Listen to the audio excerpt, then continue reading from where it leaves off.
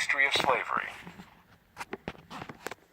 Slavery was an evil of greater scope and magnitude than most people imagine, and, as a result, its place in history is radically different from the way it is usually portrayed. Mention slavery, and immediately the image that arises is that of Africans and their descendants enslaved by Europeans and their descendants in the southern United States, or at most, Africans enslaved by Europeans in the Western Hemisphere. No other historic horror is so narrowly construed. No one thinks of war, famine, or decimating epidemics in such localized terms. These are afflictions that have been suffered by the entire human race all over the planet, and so was slavery. Had slavery been limited to one race in one country during 3 centuries, its tragedies would not have been 1/10 the magnitude that they were in fact. Why this provincial view of a worldwide evil? Often, it is those who are most critical of a Eurocentric view of the world who are most Eurocentric when it comes to the evils and failings of the human race. Why would anyone wish to arbitrarily understate an evil that plagued mankind for thousands of years, unless it was not this evil itself that was the real concern, but rather the present-day uses of that historic evil?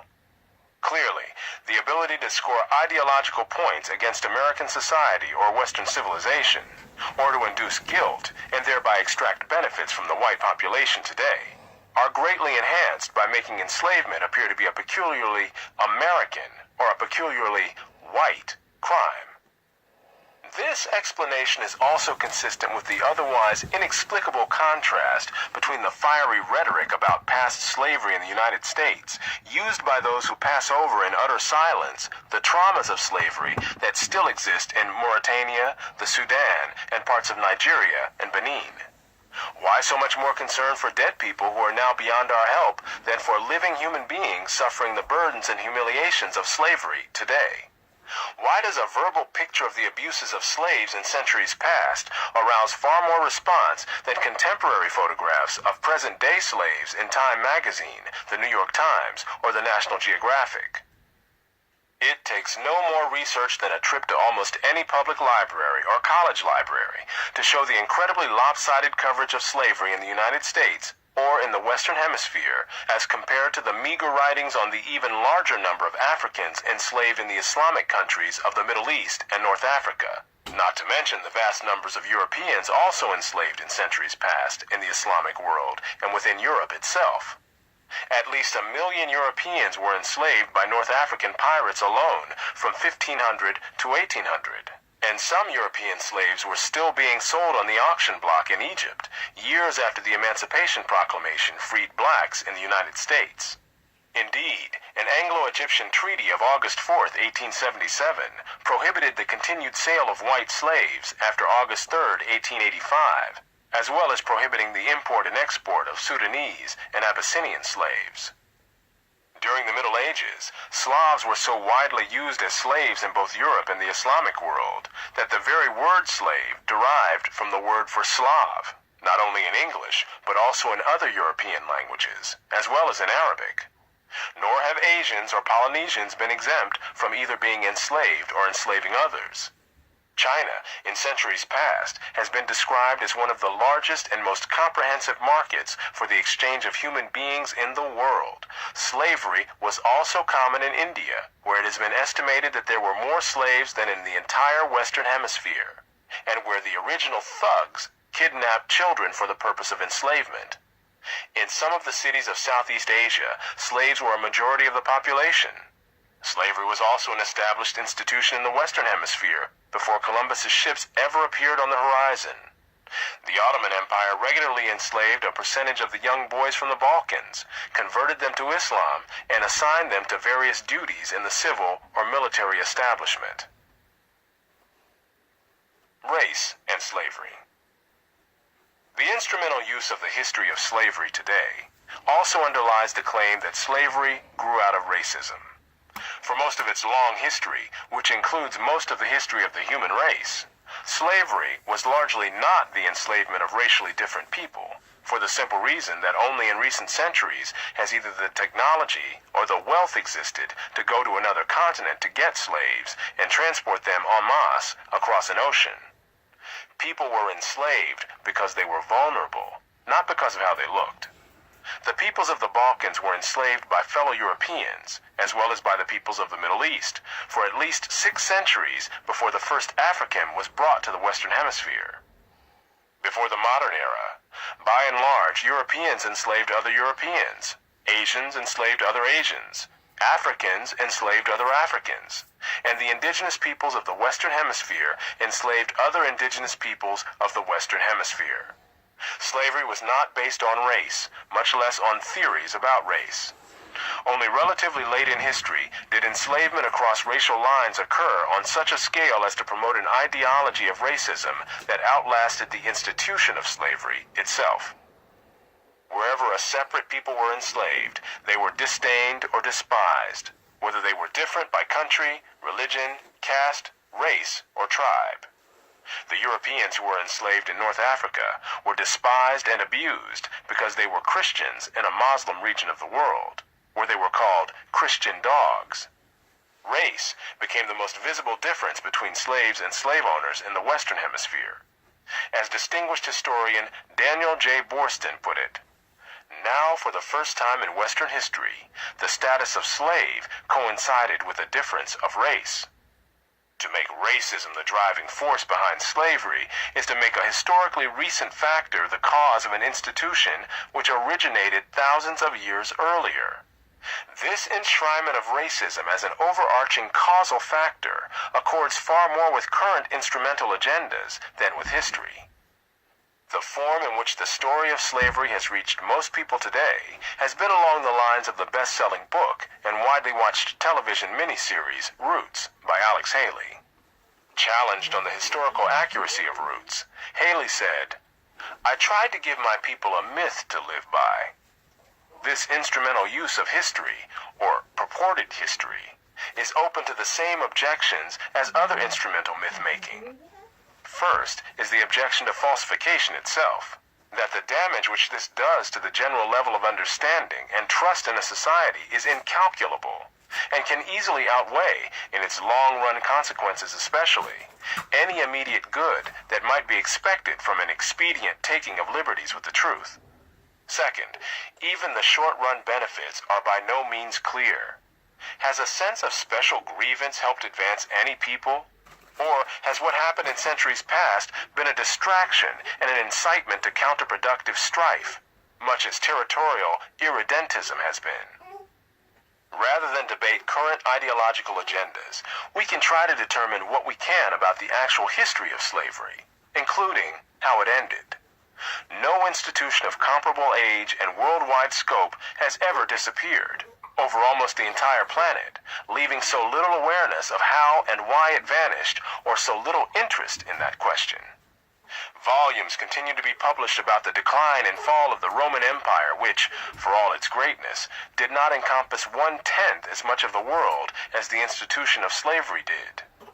Archaeologists continue to excavate the ruins of ancient civilizations in Central America and the Middle East, while military historians pour through archives and examine ancient weapons to try to piece together the history of warfare. Yet remarkably little is written about one of the most momentous moral dramas in the history of the human species, the bitter worldwide struggle which lasted for more than a century to destroy the elaborate systems and institutions for the ownership and sale of human beings. While there is a sizable literature on the American Civil War, for all its staggering carnage and historic legacy within the United States, in an international perspective, it is only a small and highly atypical part of the story of the worldwide crusade against slavery. No other nation ended slavery in the same way as the United States did, and few ended it after so short a struggle, as history is measured. How and why did slavery end in most of the world? There were two major processes. Over the centuries, as more and more territories around the world consolidated into nation-states with their own armies and navies, raiding those territories to capture and enslave the people who lived within them became more hazardous in itself, and also risked military retaliation against the countries from which the raiders came. Thus, more and more peoples became off-limits to slave raiders over time. Put differently, the areas which remained subject to slave raiding over the centuries were primarily those where the people lived in smaller or weaker societies. Such societies continued to exist where it was difficult, for geographic or other reasons, to consolidate large areas under one government. This was true of the Balkans, the backwaters of Asia, and much of sub-Saharan Africa. By the early modern era, sub-Saharan Africa, with its numerous and severe geographic handicaps, was one of the last remaining areas from which vast numbers of people could be enslaved. Far from being targeted by Europeans for racial reasons, as some have claimed, Africa was resorted to as a source of large supplies of slaves only after centuries of Europeans enslaving other Europeans had been brought to an end by the consolidation of nations and empires on the European continent, by internal shifts from slavery to serfdom in much of Europe, and by the Catholic Church's pressures against enslaving fellow Christians, which was by no means the same as the Church's saying that slavery, as such, was wrong. Similar consolidations of political units in parts of Asia led to a decline of slavery in those realms. While Africa became the main source of new slaves in later centuries, existing slaves continued to include peoples of many races living in many places around the world. Ending the slavery of all these peoples was a very difficult process, and one requiring deliberate and sustained action for many generations. Ironically, the anti-slavery ideology behind this process began to develop in 18th century Britain, at a time when the British Empire led the world in slave trading, and when the economy of most of its overseas colonies in the Western Hemisphere depended on slaves. Here again, the baffling present-day disregard of an international saga of strife, full of individual dramas as well as historic consequences, seems explicable only in terms of today's ideological agendas. While slavery was common to all civilizations, as well as to peoples considered uncivilized, only one civilization developed a moral revulsion against it, very late in its history: Western civilization. Today it seems so obvious that, as Abraham Lincoln said, if slavery is not wrong, nothing is wrong. But the hard fact is that, for thousands of years, slavery was simply not an issue, even among the great religious thinkers or moral philosophers of civilizations around the world. We may wonder why it took 18 centuries after the Sermon on the Mount for Christians to develop an anti-slavery movement. But a more profound question is why not even the leading moralists in other civilizations rejected slavery at all.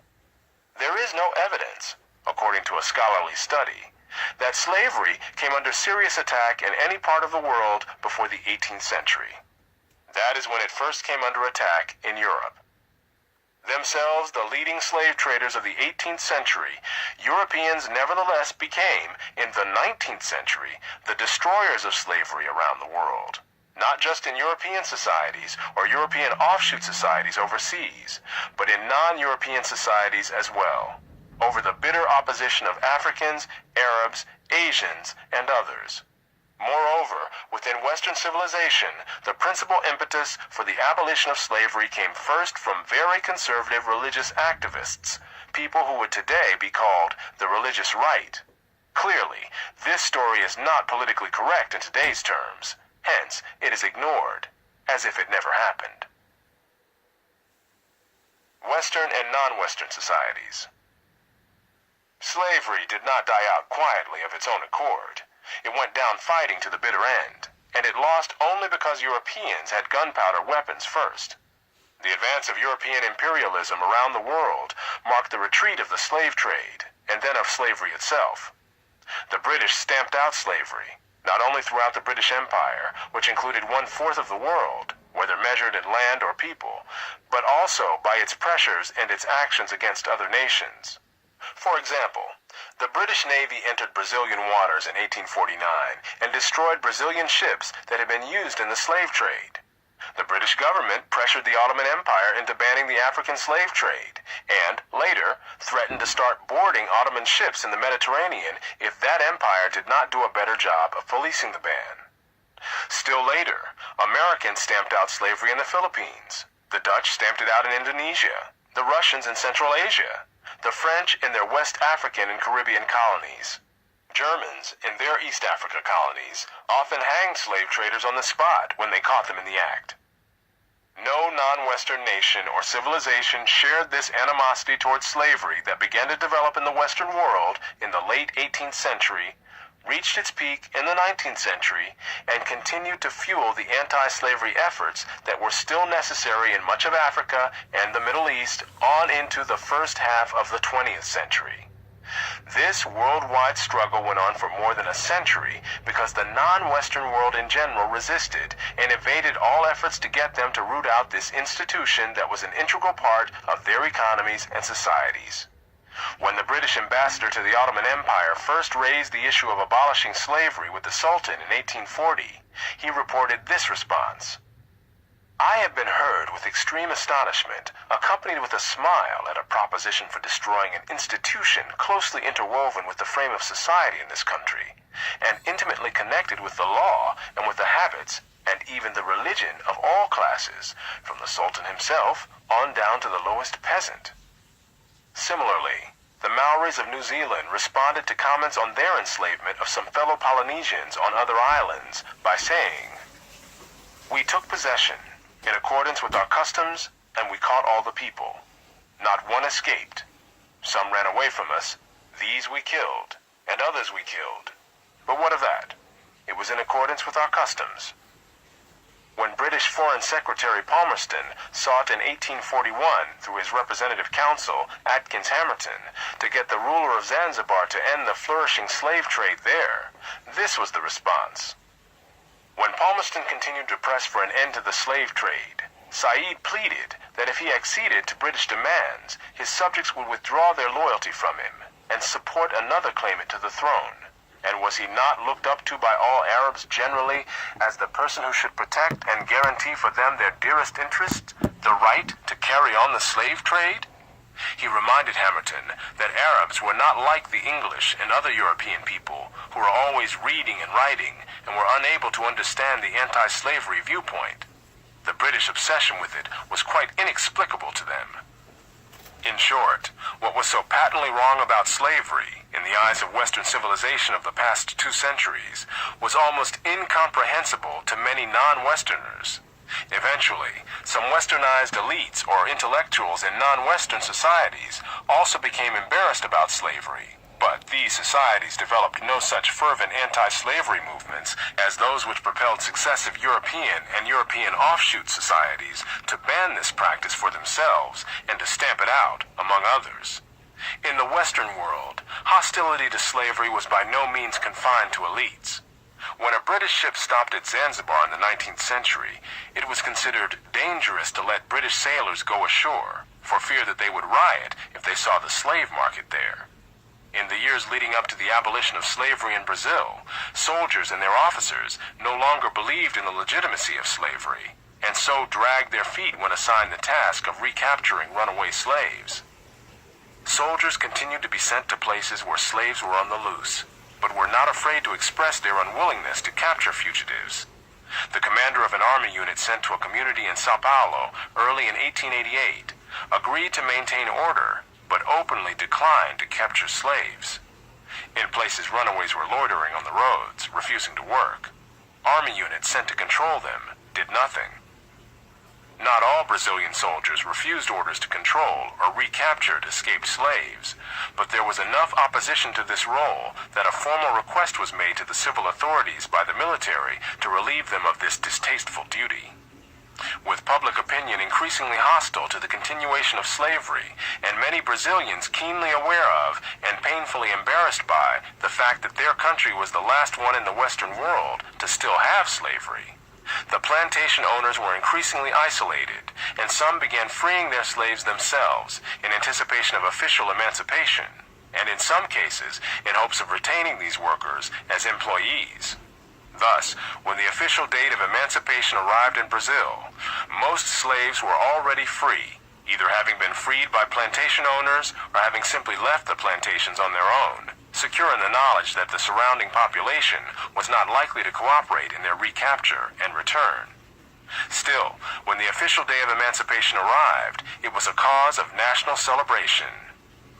The novelist Machado de Assis recalled that the celebrations following the passage of the Golden Law were the only instance of popular delirium that I can remember ever having seen. One Sao Paulo newspaper described the crowds that gathered to celebrate. To try to describe the splendor of that festival of joy, to tell everything that happened, falls beyond our abilities. Never has this capital seen such multitudinous and unanimous enthusiasm. Perhaps at no other period of history was the contrast between the Western and the non-Western world greater. Here was the scene when the Ottoman Empire announced the end of the slave trade. In 1855, when the Sultan's firman was read out in Mecca and Jeddah, it caused a revolution. Turkish officials, including the Qadi who read the firman, were murdered, the garrison shut, and Mecca was in a state of revolt until the Porte repealed the obnoxious order.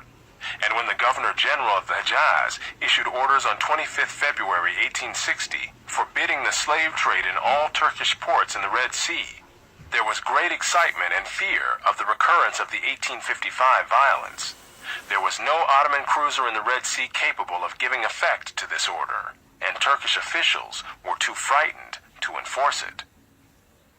Although the slave trade was formally abolished in the Ottoman Empire, under pressure from the British government, slavery itself continued. As of 1891, the imperial palace purchased 11 slave girls for its harem, as others in the Ottoman Empire purchased women as concubines, typically white women from a region near the Caucasus and the Black Sea, known as Circassia, even though every nation in the Western world had by then outlawed slavery. Not only the Turks accepted such slavery, so did the Circassians.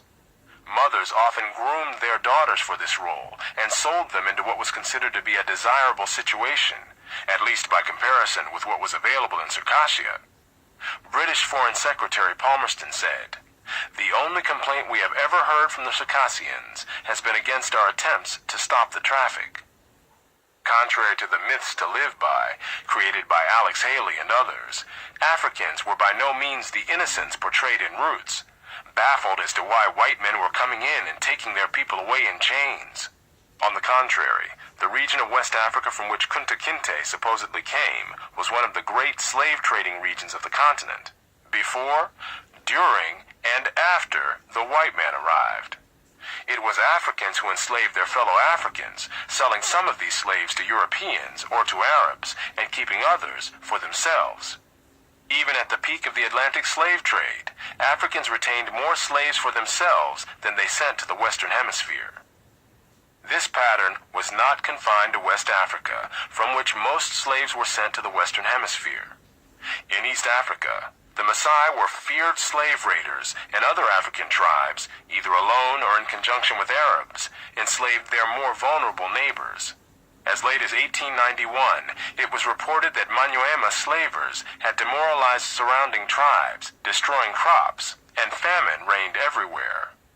Even in the early 20th century, Abyssinians were still raiding other Africans and carrying off slaves. It was 1922 before the British had gained sufficient control in Tanganyika to stamp out slavery there. Arabs were the leading slave raiders in East Africa, ranging over an area larger than all of Europe. The total number of slaves exported from East Africa during the 19th century has been estimated to be at least 2 million. Despite the impression created by Roots, during the era of the massive slave trade from West Africa, a white man was more likely to catch malaria in Africa than to catch slaves himself. The average life expectancy of a white man in the interior of sub-Saharan Africa at that time was less than 1 year. By and large, men from Europe or the Western Hemisphere came to the coasts of Africa, bought their slaves, and left as soon as possible. Even so, the death rates among the white crews of the ships carrying slaves to the Western Hemisphere were as high as the death rates among the slaves themselves. It was only much later, after quinine and other medical measures enabled Europeans to survive where there were tropical diseases, was it possible for them to invade Africa in force and establish empires there. But by then, the Atlantic slave trade had already been ended. During the era of that trade, Africa was largely ruled by Africans, who established the conditions under which slave sales took place. The crew of a slave ship was in no position to defy African rulers and their armies by going out across the land and capturing people willy-nilly. The stronger African peoples captured and enslaved the weaker peoples. The same pattern found over the centuries in Europe, Asia, the Western Hemisphere, and Polynesia. In Nyasaland, the Ngoni and Yao swaggered over and terrorized other tribes. In Uganda, the Baganda made life miserable for their neighbors. And the Nyoro and Hima of Ankole enslaved Toro women and children. The Tutsi dominated the Hutu in Rwanda. The Maasai lorded it over the Kikuyu and Kamba. And the latter, in turn, held the Indorobo in a kind of serfdom. It was precisely the fact that Europeans, except for the Portuguese, seldom participated in the raids that captured and enslaved Africans that enabled most people in Europe and the Americas to remain oblivious to the traumatic experience that this was, with some Africans committing suicide to avoid capture and wives being whipped as they tried to cling to their husbands or children. Historian David Breon Davis pointed out that Europeans had little contact with the actual process of enslavement, and that as late as 1721, the Royal African Company asked its agents to investigate the modes of enslavement in the interior. Europeans typically saw only the end results, enslaved people being offered for sale on the coast. It was much the same story in the Ottoman Empire, where those who bought slaves had no idea what these slaves had been through before. Slavery was destroyed within the United States at staggering costs in blood and treasure, but the struggle was over within a few ghastly years of warfare. Nevertheless, the Civil War was the bloodiest war ever fought in the Western Hemisphere, and more Americans were killed in that war than in any other war in the country's history. But this was a highly atypical, indeed unique, way to end slavery. In most of the rest of the world, unremitting efforts to destroy the institution of slavery went on for more than a century, on 1,000 shifting fronts, and in the face of determined and ingenious efforts to continue the trade in human beings. Within the British Empire, the abolition of slavery was accompanied by the payment of compensation to slave owners for what was legally the confiscation of their property. This cost the British government £20 million, a huge sum in the 19th century, about 5% of the nation's annual output. A similar plan to have the federal government of the United States buy up the slaves and then set them free was proposed in Congress, but was never implemented. The costs of emancipating the millions of slaves in the United States would have been more than half the annual national output, but still less than the economic costs of the Civil War. Quite aside from the cost in blood and lives, and a legacy of lasting bitterness in the South, growing out of its defeat and the widespread destruction it suffered during that conflict. While the British could simply abolish slavery in their Western Hemisphere colonies, they faced a more daunting and longer-lasting task of patrolling the Atlantic off the coast of Africa, in order to prevent slave ships of various nationalities from continuing to supply slaves illegally. Even during the Napoleonic Wars, Britain continued to keep some of its warships on patrol off West Africa. Moreover, such patrols likewise tried to interdict the shipments of slaves from East Africa through the Indian Ocean, the Red Sea, and the Persian Gulf. Brazil capitulated to British demands that it end its slave trade after being publicly humiliated by British warships that seized and destroyed slave ships within Brazil's own waters. In 1873, 2 British cruisers appeared off the coast of Zanzibar and threatened to blockade the island unless the slave market there shut down. It was shut down. It would be hard to think of any other crusade pursued so relentlessly for so long by any nation at such mounting costs without any economic or other tangible benefit to itself. These costs included bribes paid to Spain and Portugal to get their cooperation with the effort to stop the international slave trade, and the costs of maintaining naval patrols and of resettling freed slaves, not to mention dangerous frictions with France and the United States, among other countries. Captains of British warships who detained vessels suspected of carrying slaves were legally liable if those vessels turned out to have no slaves on board. The human costs were also large. The heavy drain, physical and mental, in keeping squadrons on the East African coast was reflected in the loss of 282 officers and men in the 10 years 1875 to 1885. And this did not include those invalidated home. Naval personnel, racked by fever, sunstroke, and dysentery, were forced to retire prematurely and live on a small pittance. The cost of upkeep of the squadron over the 20 years prior to 1890 was estimated at 4 million sterling, and this did not take into account the large amount of work imposed on consular and judicial staff at Zanzibar in trying cases and dealing with reports, etc. Even so, the results were slow in coming. More streamlined slave ships were designed in hopes of being able to outrun the ships of the Royal Navy in the Atlantic. Nevertheless, the dogged persistence of the British eventually reduced the shipment of slaves across the Atlantic and across the waters of the Islamic world. Although the French flag was for many years widely used as protection from the boarding of ships on the high seas by the British Navy, even by slave traders who were neither French nor authorized to fly the French flag, eventually France itself turned against slavery, outlawed the institution, and sent some of its own warships to patrol the Atlantic off the coast of Africa to intercept and deter the shipment of slaves to the Western Hemisphere. The American flag was likewise so used, and the United States, like France, eventually turned against the slave trade and sent warships to join the Atlantic patrols to interdict slave shipments. Although by 1860, the Atlantic slave trade had been effectively stopped, the slave trade from East Africa across the Indian Ocean, the Red Sea, and the Persian Gulf took longer to be reduced significantly. Off the east coast of Africa, smaller Arab vessels called dhows hugged the coastlines, in waters too shallow for the British warships to enter. One British commodore estimated that he captured one dhow for every 8 that escaped. Nevertheless, during the period from 1866 to 1869, 129 slave vessels were captured and 3,380 slaves were freed. When the threat of being boarded seemed imminent, the Arabs would throw slaves overboard to drown, rather than have them be found on board, which could lead to British seizure of the vessel and punishment of those who manned it. The worst that could befall the slaves was when the slaver was overhauled by a British cruiser, and they might then be flung overboard to dispose of all evidence. Devereux mentions a case where the Arabs, when pursued by an English cruiser, cut the throats of 24 slaves and threw them overboard. Colomb also states that Arabs would not hesitate to knock slaves on the head and throw them overboard to avoid capture. Because there were only a few naval ships available to cover a vast expanse of water in this region, British warships would often launch smaller boats to engage the Arab slave dhows. In these cases, as one study put it, the slave traffickers frequently did not hesitate to attack boat crews in defense of their profits.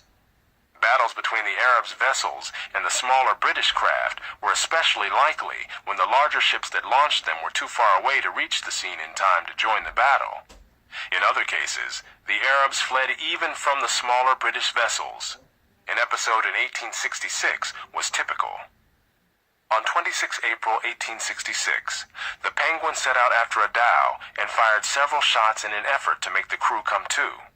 When the dhow failed to lower its sail, Gartorth felt certain that she was a slaver and ceased firing for the sake of the slaves on board. However, he managed to close with the dhow, which then made for the rocks through a heavy surf. By the time the ship's boats could be lowered to follow, the Arab crew had fled, but the pounding surf made any attempt by the slavers to salvage the human cargo too dangerous. To their horror, the boat crew found that they too could not reach the dhow, which was rapidly filling with water, drowning the slaves. The boat officer decided that he could not risk coming in close to the dhow, but several of the crewmen of the cutter recklessly dived in and swam through the surf to the dhow. In a remarkable display of courage, the sailors managed to bring 28 of the slaves back to the boat.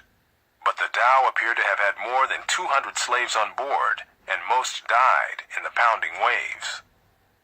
In another episode, the Arabs' ruthlessness toward the slaves was further revealed. When the Daphne's cutter captured a dhow with 156 slaves on board, many were found to be in the final stages of starvation and dysentery. One woman was brought out of the dhow with a month-old infant in her arms. The baby's forehead was crushed, and when she was asked how the injury had happened, she explained to the ship's interpreter that as the boat came alongside, the baby began to cry. One of the dowmen, fearing that the sailors would hear the cries, picked up a stone and crushed the child's head. This was not a unique act. British missionary and explorer David Livingstone related a similar incident on land.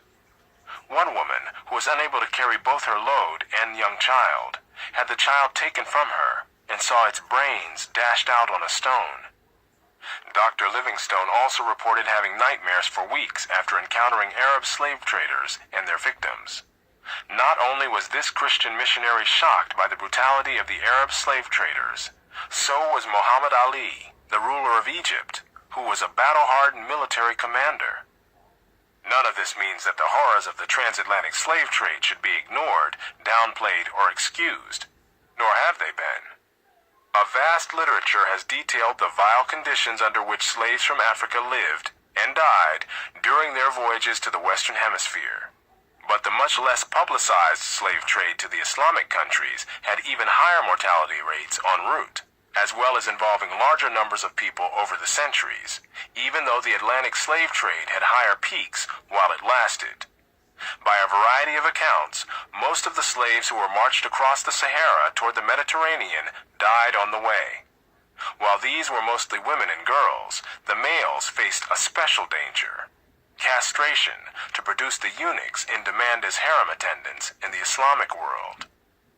Because castration was forbidden by Islamic law, the operation tended to be performed, usually crudely, in the hinterlands, before the slave caravans reached places within the effective control of the Ottoman Empire.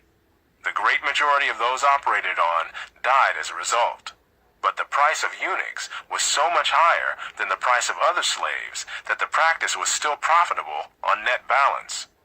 The British Governor-General of the Sudan, C.G. Gordon, estimated that between 1875 and 1879, from 80,000 to 100,000 slaves were exported through his region. General Gordon imposed the death penalty on those convicted of castrating slave men to market them as eunuchs. His attempt to stamp out slave trading in the Sudan cost him his own life as an opposing army, raised and led by Muhammad Mahad, defeated his troops at Khartoum in 1885 and killed Gordon, after which the slave trade flourished again. British control in the region was firmly re-established in 1898 by the crushing victory of troops led by Lord Kitchener at Omdurman, and including a young officer named Winston Churchill. On the issue of slavery, it was essentially Western civilization against the world. At the time, Western civilization had the power to prevail against all other civilizations. That is how and why slavery was destroyed as an institution in almost the whole world. But it did not happen all at once, or even within a few decades.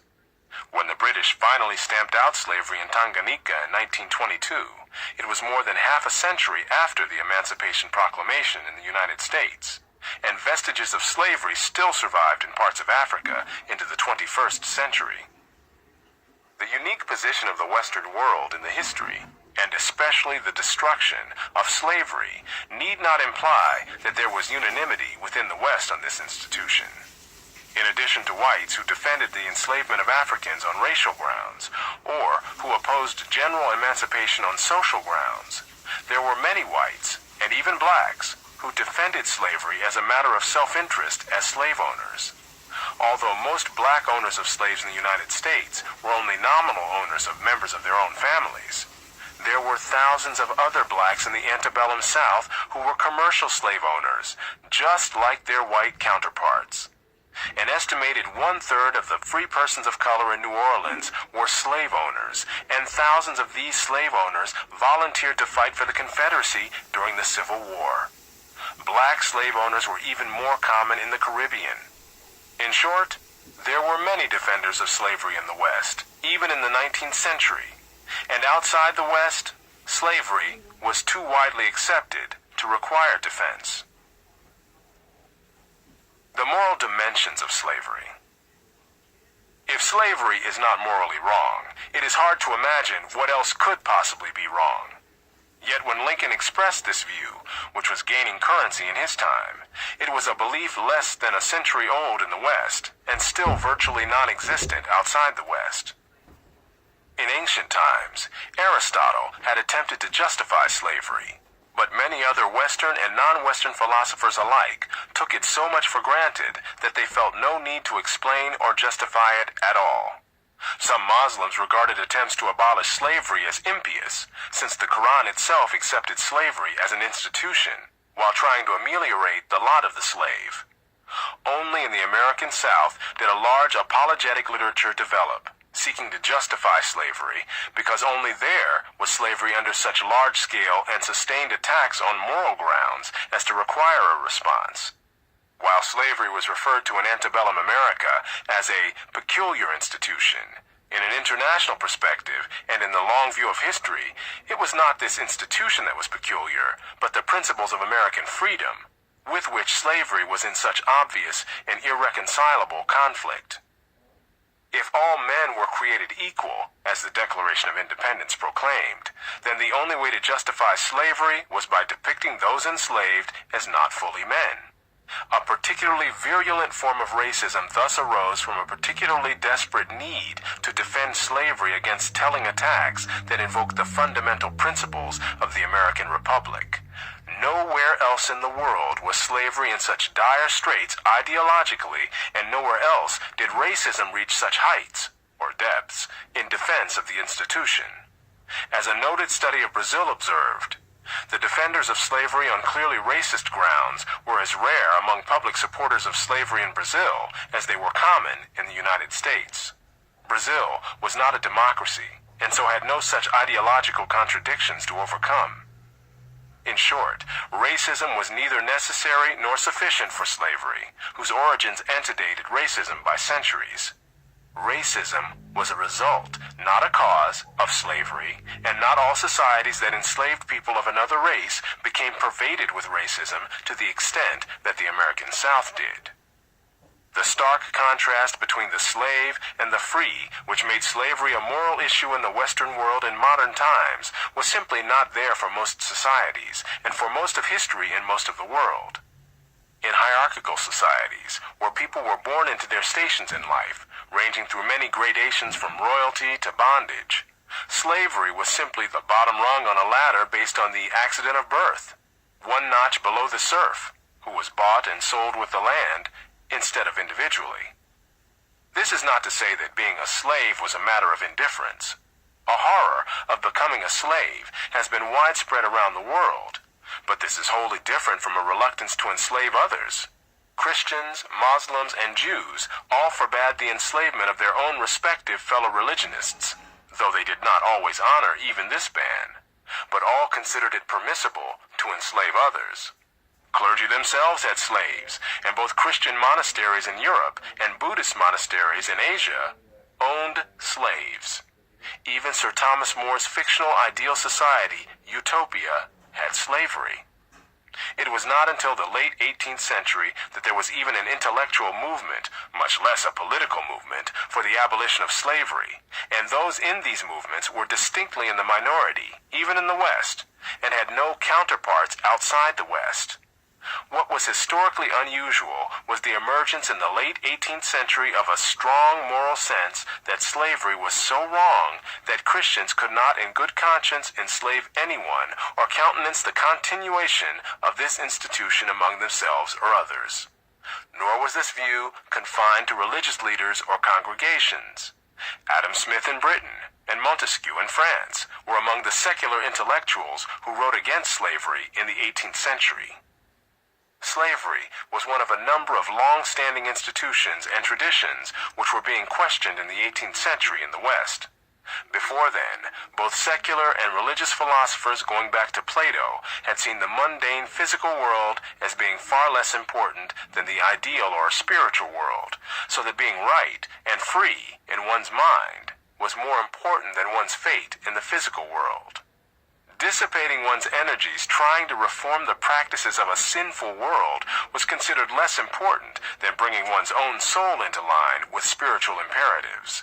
To the religious, the world of the here and now was a transient thing. a prelude and a testing ground for the world that really mattered, the world of eternity. However, as a humanistic philosophy began to affect both secular and religious thought, what happened in the mundane physical world began to assume greater importance than it had before in the eyes of intellectuals, philosophers, and religious leaders. As the fate of human beings in the here and now loomed larger as a moral concern, the fate of slaves became part of the intellectual and moral agenda of the times.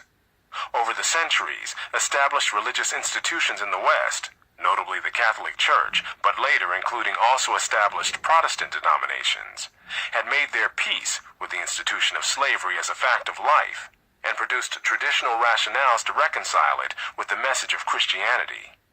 Now these institutions, traditions, and rationales came under fire from within, as well as outside, the religious community across a broad front, of which slavery was just one battleground. Religious minorities, such as the Quakers or the evangelicals within the Anglican Church, could not simply rely on religious tradition and authority because their very existence was based on a questioning of, and in some cases a break with, those traditions and authorities.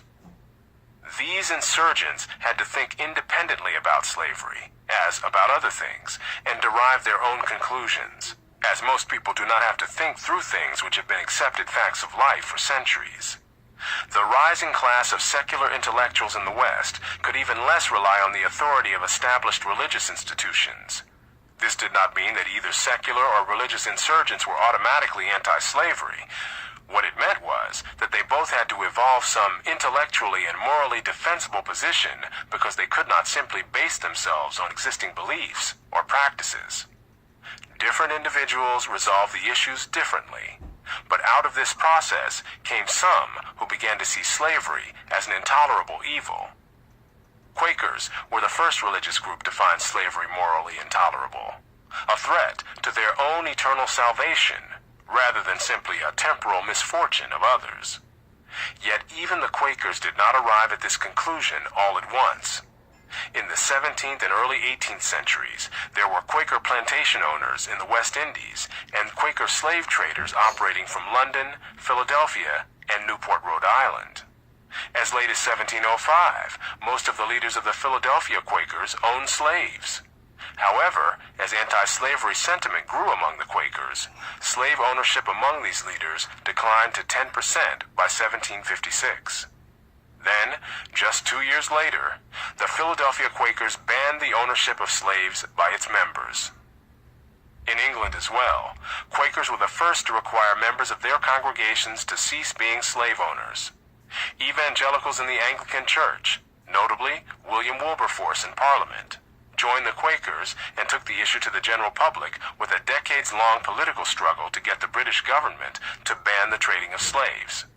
Only optimists thought this possible at the time, and even the leaders of the anti-slavery movement did not at first attempt the direct abolition of the institution of slavery itself, hoping instead that stopping the buying and selling of human beings would dry up the source and cause slavery as an institution to wither on the vine.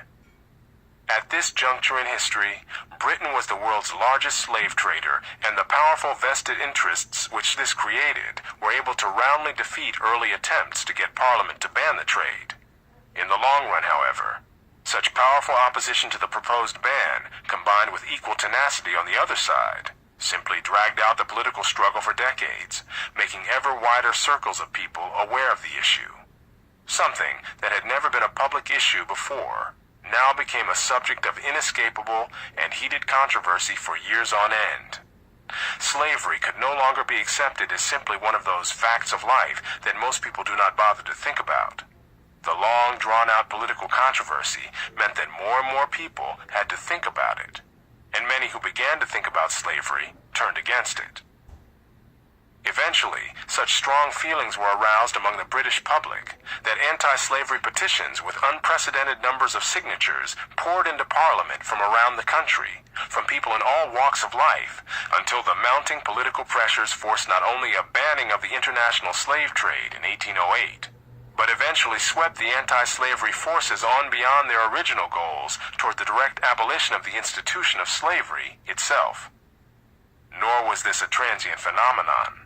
For more than a century, these political forces were so unremitting that no British government of any party could ignore them, and even British politicians and colonial officials with no personal sense of a need to ban slavery were nevertheless forced further in that direction by political pressures. Not only were Britons forbidden to trade or hold slaves, the British Navy intercepted slave ships from other nations on the high seas, set the slaves free, and confiscated the ships. Only Britain's overwhelming power made this possible, and even then not against a powerful nation like France, but only extraordinary political pressures at home made it necessary. Moreover, this was a moral crusade continually fanned by reports from British missionaries in Africa and elsewhere, as well as by anti-slavery sentiments from other sources. Queen Victoria told Harriet Beecher Stowe that she had wept when she read Uncle Tom's Cabin. Yet one of the signs of our own times is that intellectuals have made desperate but futile efforts to depict the worldwide British anti-slavery crusade as somehow motivated by economic self-interest, rather than by the kinds of moral imperatives activating the kinds of people that today's intellectuals find hard to understand. At the time, however, John Stuart Mill said that the British, for the last half-century, have spent annual sums equal to the revenue of a small kingdom in blockading the Africa coast, for a cause in which we not only had no interest, but which was contrary to our own pecuniary interest. While Britain spearheaded the anti-slavery movement in the world, the 19th century saw anti-slavery feelings spread until they became common throughout Western civilization, and only in Western civilization. By 1888, every country in the Western Hemisphere had abolished slavery, as had all European and European offshoot nations around the world. Yet attempts to abolish slavery in the non-Western world provoked armed uprisings within the Ottoman Empire. And elsewhere, peoples unable to directly mount challenges on the battlefield nevertheless engaged in massive evasions and concealments of their continued trade in human beings. After the open slave market in Istanbul was shut down, slaves continued to be smuggled in, often at night and in small groups, from the Caucasus and from around the Black Sea, among other places. Suppressing the slave trade across the Persian Gulf and the Red Sea was much harder and took much longer than suppressing the Atlantic slave trade. While slaves were transported across the Atlantic in large ships packed with their human cargoes, slaves were carried in smaller and more numerous vessels, along with rice, fish, and other merchandise, from East Africa to the Islamic world. British naval patrols were overwhelmed by the task of sorting out which of the innumerable Arab vessels were carrying slaves at a given time and place, and these patrols were never able to intercept more than a fraction of the slaves being shipped out of East Africa to the Islamic world of the Middle East and North Africa.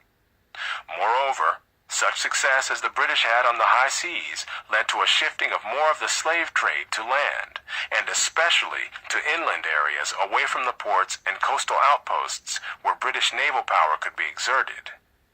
With the passage of time, however, especially as other European powers began to adopt anti-slavery policies, not only for themselves, but for other nations that they conquered or influenced, the slave trade was forced to retreat further, though not to surrender.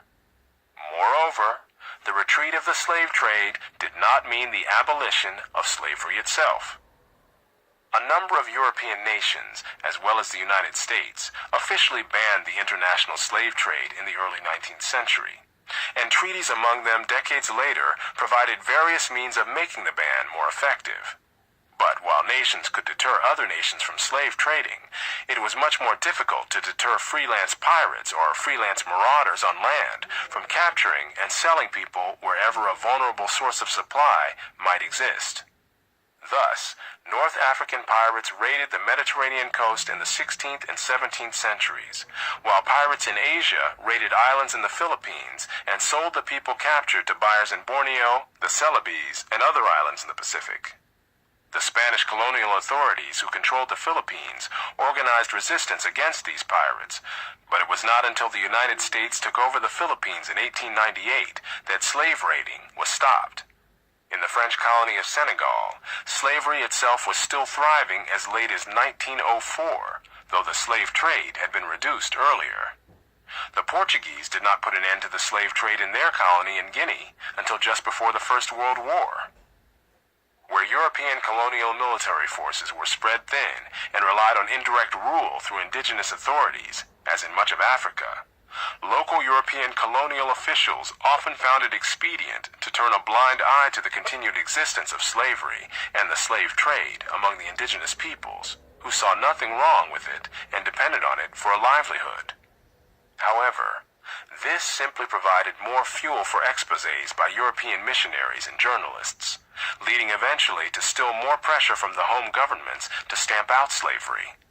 As one British historian put it, public opinion would not tolerate even vestigial slave trading in an area controlled by Britain.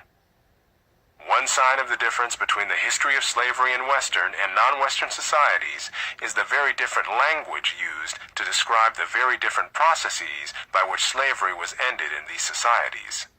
For the European offshoot societies of the Western Hemisphere, the term was the abolition of slavery, while for Africa and the Middle East, the term was the decline of slavery, a much more uneven and protracted process in which local peoples continued the practice whenever and wherever they could escape the scrutiny or the power of European imperial authorities. In Asia as well, slavery continued to exist in backwaters and hinterlands on into the early 20th century. Writing in the last decade of the 20th century, a scholar observed, "Slavery in Southeast Asia is not a remote historical phenomenon. Laws certainly have prohibited private ownership of persons for a century or more. Yet in more hills and islands of the region, one still encounters people who admit to being slaves or the children of slaves." Even independent non-Western nations were pressured to end slavery, both directly and by a desire not to be embarrassed in the eyes of the world, meaning during the 19th century, mostly the powerful European world. In short, where European and European offshoot societies held direct and effective power in the 19th century, slavery was simply abolished. But where the Western world's power and influence were mediated, reduced, or otherwise operated only indirectly, their non-Western peoples were able to fight a long war of attrition and evasion in defense of slavery, a war which they had, however, largely lost by the middle of the 20th century, but which they had not yet wholly lost even at the beginning of the third millennium, when vestiges of slavery remained in parts of Africa. Despite all this, those with an instrumental view of history have managed to turn things upside down and present slavery as an evil of our society, or of the white race, or of Western civilization. One could as well do the same with murder or cancer, simply by ignoring these evils in other societies and incessantly denouncing their presence in the West. Yet what was peculiar about the West was not that it participated in the worldwide evil of slavery, but that it later abolished that evil, not only in Western societies, but also in other societies subject to Western control or influence. This was possible only because the anti-slavery movement coincided with an era in which Western power and hegemony were at their zenith, so that it was essentially European imperialism which ended slavery. This idea might seem shocking, not because it does not fit the facts, but because it does not fit the prevailing vision of our time. Selective moral indignation. Many who are selectively indignant about the immorality of slavery in American society or in Western civilization do not merely pass over in silence the larger-scale slavery in other parts of the world, but sometimes even attempt to apologize for the latter. The argument often used by apologists for slavery in the antebellum American South, that slaves were treated like members of the family, has often been uncritically accepted for African or Middle Eastern societies, though dismissed out of hand for slavery in the United States. Some of the forms of involuntary servitude in non-Western societies have even been said to not have been really slavery, though scholars have differed among themselves on the definition of a slave. The treatment of slaves has varied enormously, usually according to the kinds of work that slaves did. Around the world, plantation slaves have been almost universally treated worse than slaves used as domestic servants, for example. Given that plantation slavery was more common in the Western Hemisphere than in the Ottoman Empire, where slaves were more likely to be domestic servants, an argument could be made that the treatment of slaves in some societies was in general worse than in others. However, the high mortality rates and low reproduction rates of slaves in the Islamic countries should caution against accepting self-serving arguments that slaves were treated like members of the family in that part of the world, any more than in the American South. The absence of a critical literature or an anti-slavery movement outside the West left the abuses of slaves in non-Western countries without the kind of exposure or denunciation that such abuses provoked in European and European offshoot societies. Even so, terrible mortality rates were known to exist among slaves in Egyptian salt mines or among slaves in Iraq. For all the domestic slavery of Africa, there were also slave plantations in East Africa and on the island of Zanzibar. And some African and Asian slave owners used their slaves as human sacrifices in religious ceremonies, as did the Mayans in the Western Hemisphere. Europeans enslaved by North Africans were often used as galley slaves, which could be killing work. But slaves or former slaves in non-Western countries did not have an audience for stories of their oppressions comparable to that of slaves or former slaves in the United States, where the experiences of Frederick Douglass and other former slaves were widely publicized outside the South. The lone exception would be the narratives of European slaves in North Africa after they were ransomed or escaped back to Europe, or the stories told by the smaller number of Americans who were enslaved in North Africa and then rescued by the U.S. Navy in the early 19th century. But the audiences for their stories were in the West, not in the Islamic countries where they had been enslaved.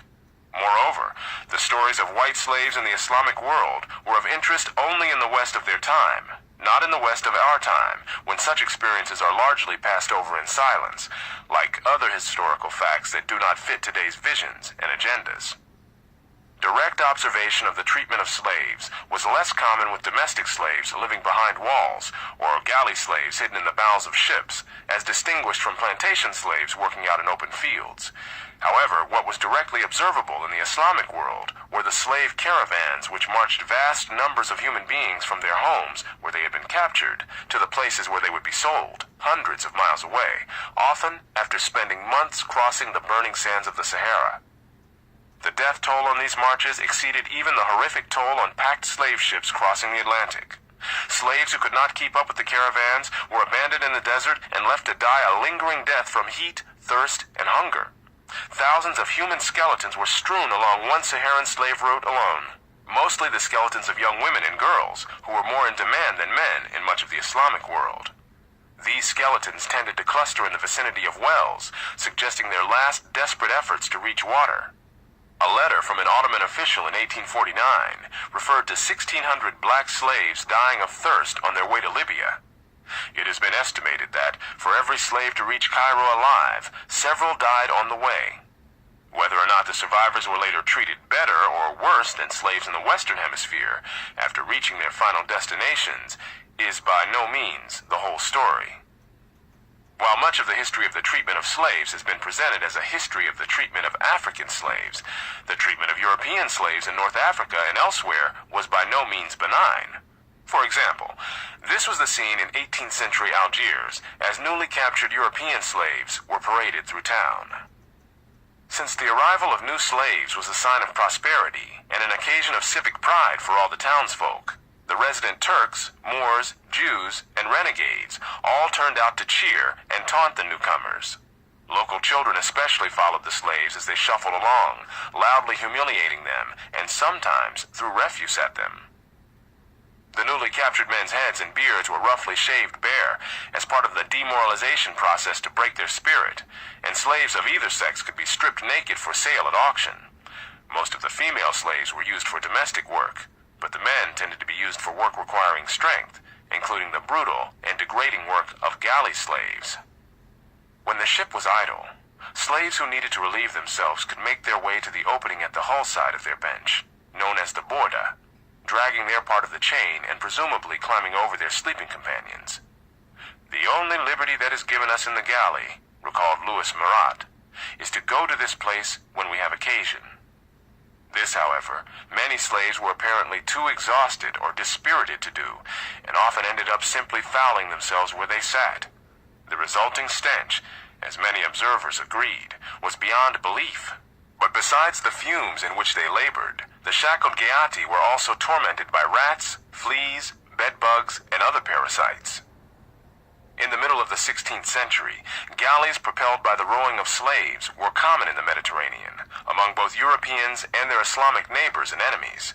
In their epic naval battle of Lepanto in 1571, an estimated 80,000 rowers propelled the galleys of the warring powers, and these rowers were mostly slaves. The need for galley slaves later declined as Europeans first began to rely on sails for power, so that by the late 1600s, galley slaves were found primarily in vessels from North Africa and the Middle East. Later, as sails became more common on Mediterranean vessels from the Islamic countries as well, the hideous work of galley slaves also declined. While North African pirates enslaved Europeans primarily from the countries around the Mediterranean, they occasionally ranged much farther afield. Some of these pirates sailed into the English Channel and even into the Thames estuary. A 17th century British parliamentary report said, "The fishermen are afraid to put to sea, and we are forced to keep continual watch on all our coasts." Nevertheless, Algerians were estimated to have captured more than 350 British ships between 1672 and 1682, which would mean that they enslaved a few hundred Britons annually. Earlier, in 1627, these pirates ranged even farther afield and raided Iceland, carrying off nearly 400 people into bondage. As late as the early 19th century, Barbary pirates captured American ships in the high seas and enslaved their crews. The phrase, "to the shores of Tripoli," is in the U.S. Marine Corps hymn because Marines were part of a naval expedition sent to rescue hundreds of Americans from bondage in North Africa and serve as a warning against further pirate attacks on American ships. Not all the captured Europeans became slaves. Some were ransomed, as were Americans. After a successful raid on a European coast, the pirates sometimes sailed out of sight and then returned a day or two later under a white flag to offer to sell some of their captives back to their families. This was especially effective when the captives were children or youths who might be brought before their parents in the custody of a fearsome and leering Moor to leave no doubt what awaited them in slavery, perhaps even before they arrived in Barbary. The story of how human beings treat other human beings when they have unbridled power over them is seldom a pretty story or even a decent story, regardless of the color of the people involved. When the roles were reversed, Africans did not treat Europeans any better than Europeans treated Africans. Neither can be exempted from moral condemnation applied to the other. Anachronistic morality. Moral principles may be timeless, but moral choices can be made only among the options actually available at particular times and places. By the time the existence of slavery became an issue in the Western world of the late 18th century, the question was no longer whether such an institution should have been created in the first place, but what to do, now that both the institution and millions of people brought from Africa by that institution were already inside Western societies, such as the newly created United States. It was possible to abolish the institution, but it was not possible to abolish the people. That simple, inescapable fact underlay the tangled and tortuous history of the issue of slavery in 19th century America, where circumstances made the moral issue more acute than in most other Western nations, while it was no moral issue at all outside the West. Deep-rooted prejudices entertained by the whites, Thomas Jefferson said, and 10,000 recollections by the blacks of the injuries they have sustained, made the peaceful coexistence of these two large populations in the South unlikely in his judgment. More likely, he thought, were convulsions which will probably never end, but in the extermination of one or the other race. James Madison likewise referred to the repugnance of the whites to blacks, which he saw as founded on prejudices, themselves founded on physical distinctions, which are not likely soon, if ever, to be eradicated. Therefore, like many other opponents of slavery in their day, Jefferson and Madison saw emancipation as something that needed to be combined with expatriation in order to solve the problem of slavery without creating a bigger problem of a race war. The race war and bloodbath that erupted with the emancipation of blacks in Santo Domingo, today's Haiti, cast a long shadow over the South, and apprehensions were increased when Nat Turner's uprising in 1831 left a trail of death in Virginia before it was suppressed by lethal force. Many Americans of that era who saw slavery as evil saw a race war as a greater evil. Those who took this view had the most difficult moral choices to make and were most inclined to want to grope towards some plan that would ease slavery out of existence without consuming blacks and whites alike in mutually annihilating strife. The founders and early leaders of the American Republic, including Southerners like George Washington, Thomas Jefferson, and James Madison, saw slavery as an evil that could be tolerated only in fear of greater evils, and even then, not tolerated indefinitely. Among prominent Southerners of a later era, Robert E. Lee likewise declared in 1856 that he regarded slavery as an evil that he wished to see somehow gradually ended.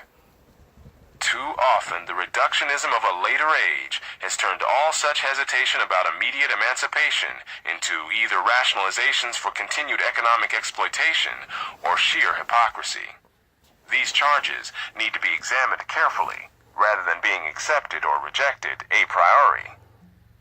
Few who actually lived in antebellum America thought that slavery could be ended in the South by simple fiat, even though it was abolished that way without incident in most northern states. The situation was radically different in the two parts of the country. Slaves were only a relatively minor part of the northern population, and plantation slavery was virtually unknown, partly because the climate and soil did not lend themselves to the kinds of crops that could be grown efficiently on cotton plantations in the South or on sugar plantations in the Caribbean. Therefore, in the North, the question of abolishing slavery as an institution did not raise serious questions about what to do with the people who had been enslaved. Some affluent whites in the North lost their black household servants, or rehired them as employees, or sold them to the South, where slavery was still prevalent. But the relatively small numbers of people involved meant that it was not a major problem for the North in any case. Southerners faced a very different situation, with momentous economic and social implications. Blacks were a much higher percentage of the total Southern population than in the Northern states, and in some places were an absolute majority. From the first census of 1790 to the last census before the Civil War in 1860, slaves were approximately one-third of the total Southern population. As of 1860, slaves were more than 40% of the population of Alabama, Florida, Georgia, and Louisiana, and more than half the population of Mississippi and South Carolina, freeing in their midst millions of people of an alien race and unknown disposition, and with no history in either Africa or America that would prepare them to be citizens of a society such as the United States, was not an experiment that many were willing to risk in these states, not when it could mean risking their lives. Only those on opposite ends of a spectrum of opinion found the issue of slavery easy, those like Senator John C. Calhoun of South Carolina, who wished to keep blacks enslaved indefinitely, and those like Massachusetts' William Lloyd Garrison, who advocated immediate emancipation of blacks with the full rights of citizenship. Ironically, both men reasoned on the basis of abstract principles, legalistic principles in the case of Calhoun, and moralistic principles in the case of Garrison. In both cases, the relentless march of their syllogisms left the painful human realities and dilemmas fading into the dim background. For the majority of Americans in between, neither option was acceptable, nor was any other option able to command a general consensus. The kind of strange cross-currents this situation generated were perhaps epitomized by the career of Congressman John Randolph of Virginia, a prominent and bitter opponent of the abolitionists, who nevertheless hated slavery. Slavery was to him a cancer, but one which must not be tampered with by quacks, who never saw the disease or the patient, for this could end in the race war that he too feared, threatening the life's blood of the little ones which are lying in their cradles in happy ignorance of what is passing around them, and not the white ones only, for shall not we too kill? Fears of a race war were not confined to Southerners, however, or even to Americans. Alexis de Tocqueville saw a race war in the South as a very real possibility in the wake of mass emancipation, and one of many painful prospects created by the institution of slavery, especially a slavery in which the freed people and their descendants would be physically distinct and could not readily vanish by assimilation into the larger society, as in some earlier times and in other parts of the world, Moreover, slavery was a very poor preparation for freedom for blacks, economically, socially, or otherwise. Free blacks were already very disproportionately represented in prison populations, creating fears of what would happen if the much larger slave population were suddenly freed. Even a northern opponent of slavery like Frederick Law Olmsted, having encountered and been appalled by slave field hands during his travels through the South, feared that their presence in large numbers must be considered a dangerous circumstance to a civilized people. He urged charitable efforts toward blacks after they were freed, lest desperate want make them dangerous to those around them. But he too saw the freeing of millions of people unprepared for freedom as creating a serious danger to the society as a whole. Nor was Olmsted alone. Abolitionists were hated in the North as well as the South. William Lloyd Garrison narrowly escaped being lynched by a mob in Boston, even though there were no slaveholders in Massachusetts. And another abolitionist leader was killed by a mob in Illinois. Abolitionists were also targets of mobs in New York and Philadelphia, and anti-abolitionist rallies were held in many northern communities. None of this was based on any economic interest in the ownership of slaves in states where such ownership had been outlawed decades earlier. But, just as Southerners resented dangers to themselves created by distant abolitionists, so Northerners resented dangers to the Union with the prospect of a bloody civil war. Even people who were openly opposed to slavery were often also opposed to the abolitionists. A leading historian of the Civil War era has called it a moot question whether even such leaders of the fight against slavery as Charles Sumner or Thaddeus Stevens could be called abolitionists in the sense in which the term was used at the time. Quakers, who had spearheaded the anti-slavery movement on both sides of the Atlantic, nevertheless distanced themselves from the abolitionist movement exemplified by Garrison. Abraham Lincoln, likewise, was never an abolitionist in the sense in which that word was used at the time, even though he publicly argued for an end to slavery for decades before he was in a position to put an end to it himself. When he first ran for president in 1860, abolitionists refused to support him, saying that the outcome of this election would make no difference whether success be to the Democrats or the Republicans. Accordingly, the abolitionists ran their own candidate for president, even though he had no realistic chance of being elected, and in fact split the anti-slavery vote, so that Lincoln was elected with only a plurality. Even after Lincoln issued the Emancipation Proclamation, the abolitionist movement split on whether to support him for re-election. Some abolitionists even criticized Frederick Douglass for purchasing his legal freedom, rather than continue to be in danger as a fugitive slave, because paying compensation for one's freedom was taken as a legitimization of slavery. It was the abolitionists' doctrinaire stances and heedless disregard of consequences, both of their policy and their rhetoric, which marginalized them, even in the North, and even among those who were seeking to find ways to phase out the institution of slavery, so as to free those being held in bondage without unleashing a war between the states or a war between the races.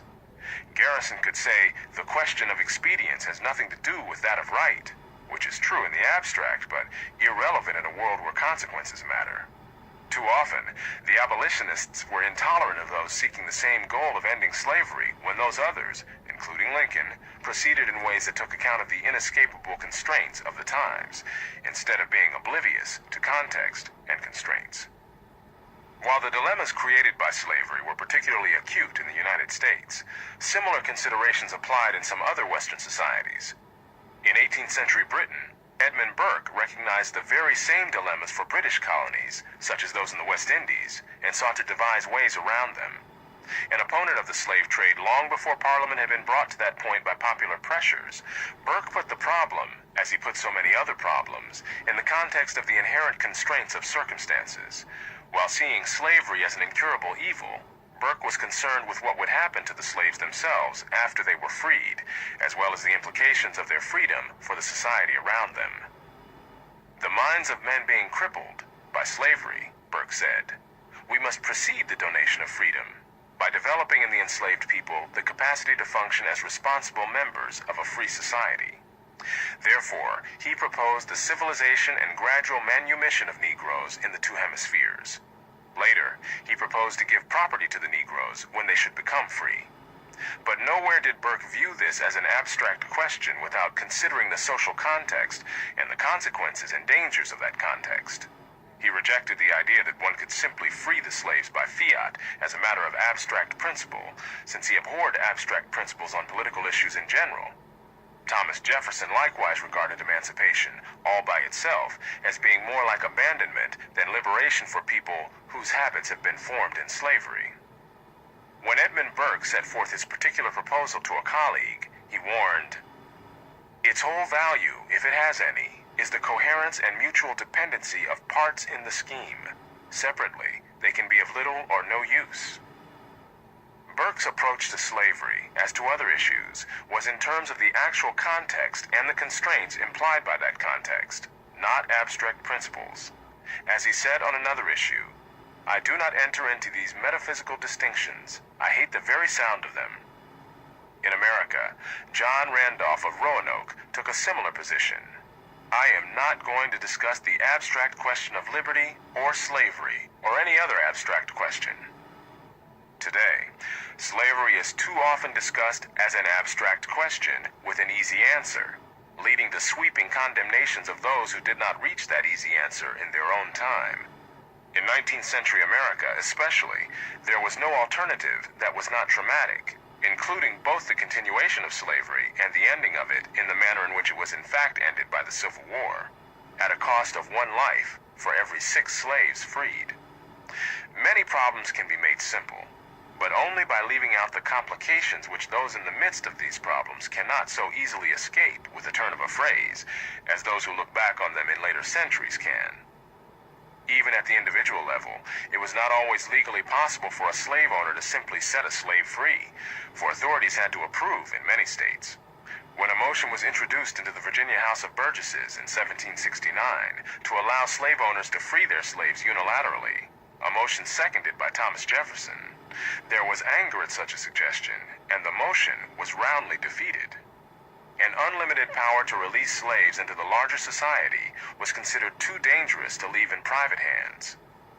Many who have dismissed the anti-slavery words of the founders of the American Republic as just rhetoric have not bothered to check the facts of history. Washington, Jefferson, and other founders did not just talk, they acted. Even when they acted within the political and legal constraints of their times, they acted repeatedly, sometimes winning and sometimes losing. One of the early battles that was lost was Jefferson's first draft of the Declaration of Independence, which criticized King George III for having enslaved Africans and for overriding colonial Virginia's attempt to ban slavery. The Continental Congress removed that phrase under pressure from representatives from the South. When Jefferson drafted a state constitution for Virginia in 1776, his draft included a clause prohibiting any more importation of slaves, and, in 1783, Jefferson included in a new draft of a Virginia Constitution a proposal for gradual emancipation of slaves. He was defeated in both these efforts. On the national scene, Jefferson returned to the battle once again in 1784, proposing a law declaring slavery illegal in all western territories of the country as it existed at that time. Such a ban would have kept slavery out of Alabama and Mississippi. The bill lost by 1 vote, that of a legislator too sick to come and vote. Afterwards, Jefferson said that the fate of millions unborn was hanging on the tongue of one man, and heaven was silent in that awful moment. 3 years later, however, Congress compromised by passing the Northwest Ordinance, making slavery illegal in the upper western territories, while allowing it in the lower western territories. Congress was later authorized to ban the African slave trade, and Jefferson, now president, urged that they use that authority to stop Americans from all further participation in those violations of human rights which has been so long continued on the unoffending inhabitants of Africa. Congress followed his urging. As a historian summarized the actions of these early leaders, "If the Founding Fathers had done none of this, if slavery had continued in the North and expanded into the Northwest, if millions of Africans had been imported to strengthen slavery in the Deep South, to consolidate it in New York and Illinois, to spread it to Kansas, and to keep it in the border South, if no free black population had developed in Delaware and Maryland, if no apology for slavery had left Southerners on shaky moral grounds, If, in short, Jefferson and his contemporaries had lifted nary a finger, everything would have been different. In short, the ideology of the American Revolution was not just words. Those ideas were not wholly without effect, even in the South. During the years immediately following creation of the United States, for a number of southern states eased legal restrictions on private manumissions during that era, and many blacks were freed voluntarily. As a leading historian of slavery in the United States noted, manumissions were in fact so common in the deeds and wills of the men of '76 that the number of colored freemen in the South exceeded 35,000 in 1790 and was nearly doubled in each of the next 2 decades. Despite growing apprehensions in the South following the bloodbaths in Santo Domingo, even as late as 1832, the Virginia legislature considered a bill to abolish slavery, though it was defeated by a vote of just 73 to 58. Nevertheless, resistance to general emancipation was far stronger in the South than in the North. Moreover, that resistance grew more intransigent after the Nat Turner Rebellion in 1831 and the rise of militant abolitionism in the North, exemplified by the founding of William Lloyd Garrison's fiery newspaper, The Liberator, that same year. Even the right of private manumission began to be severely restricted after the rise of the Northern abolitionist movement. The free black population, which had been growing faster than the slave population in the decades of large-scale private manumissions immediately following the American Revolution, now grew much more slowly than the slave population in the decades leading up to the Civil War. Southerners with a variety of views on the slavery issue were bitter against Northern abolitionists, who were seen as imposing dangers on the South that the distant abolitionists themselves would never have to face. Out of this bitterness came a sectionalism and intolerance in the South that led, especially from the 1830s on, to suppression of criticisms of slavery in the region, including restrictions on academic freedom and freedom of the press, state censorship of the U.S. mails, and a campaign to stop sending Southern young men to Northern colleges. Ultimately, such fears, bitterness, and sectionalism led to secession and the ensuing Civil War. Before things reached that point, however, there were many efforts, both individual and collective, in early 19th century America, to find some way out of the dilemma in which many felt themselves trapped by decisions made before they were born. Indeed, decisions made before there was a United States. In colonial times, the colony of Georgia, for example, had tried to ban the introduction of slavery there, but was overruled in London. Quakers in colonial Pennsylvania had tried to put a high tax on the importation of slaves into that state, but this too was overruled by the British government. The fact that 19th century public opinion in both Britain and America was very different from what it had been 2 centuries earlier did not mean that either country could simply wipe the slate clean and escape the consequences of what had already been done in earlier times. Some Americans, including Washington, Jefferson, Jackson, and Lincoln, sought a way out of the painful dilemma by sending freed slaves back to Africa. However, by the time this idea became widespread, most of the slaves in the United States had never seen Africa, and neither had their grandparents. They spoke no African languages and had no idea where their forebears had originated, on a continent more than twice the size of Europe, and one where local and tribal origins were, and still are, crucial to one's acceptance or even toleration by other Africans. One concrete result of the Back to Africa movement was the establishment of the colony of Liberia on the West African coast, to which freed American blacks were sent during the administration of James Monroe, for whom they named their capital, Monrovia. These first settlers were decimated by African diseases to which they no longer had biological resistance, which was just one of the problems of trying to undo the past. More fundamentally, the numbers that could realistically be transported to Africa for resettlement was less than the natural increase of the black population of the United States, so this was a foredoomed hope. Nevertheless, the American Colonization Society and many others persisted in the hope that slavery could be ended as an institution without releasing into American society millions of former slaves by establishing colonies for them in Africa or Haiti. Even when private manumissions of individual slaves was legally possible, it was not wholly without its dilemmas. Modern historian David Bryan Davis denounced Congressman John Randolph for hypocrisy because Randolph publicly condemned the slave trade during a visit to England, while he himself continued to hold slaves in the United States. However, Randolph was not just speaking for public consumption in England. He said similar things both in public and in private letters to friends in the United States. Why, then, did Randolph not simply free his own slaves? This question reaches beyond one man and has implications for the whole set of contradictions which slavery presented in a free society. At a personal level, the answer was clearest. Randolph could not simply free his own slaves legally, since he had inherited a mortgaged estate and the slaves were part of that estate. Only after he had removed both financial and legal encumbrances was freeing his slaves possible, and only after he had made some provision for their economic viability as free people did he consider it humane. During hard economic times, Randolph wrote to a friend of more than 200 mouths looking up to me for food, and though it would be easy to rid myself of the burden, morally, it would be more difficult to abandon them to the cruel fate to which our laws would consign them than to suffer with them. Thomas Jefferson likewise owned a plantation encumbered by debt, as did many other Southerners, so emancipation of all of Jefferson's slaves was never a real possibility, though he did manage to free 9 of them. Like Burke and Randolph, Jefferson did not see slavery as an abstract issue. He saw the heavy moral stigma of slavery, but also the social dangers to flesh and blood people. He wrote in a letter, "I can say with conscious truth that there is not a man on earth who would sacrifice more than I would to relieve us from this heavy reproach in any practicable way. The cession of that kind of property, for so it is misnamed, is a bagatelle, which would not cost me a second thought if in that way a general emancipation and expatriation could be effected. And gradually, and with due sacrifices, I think it might be.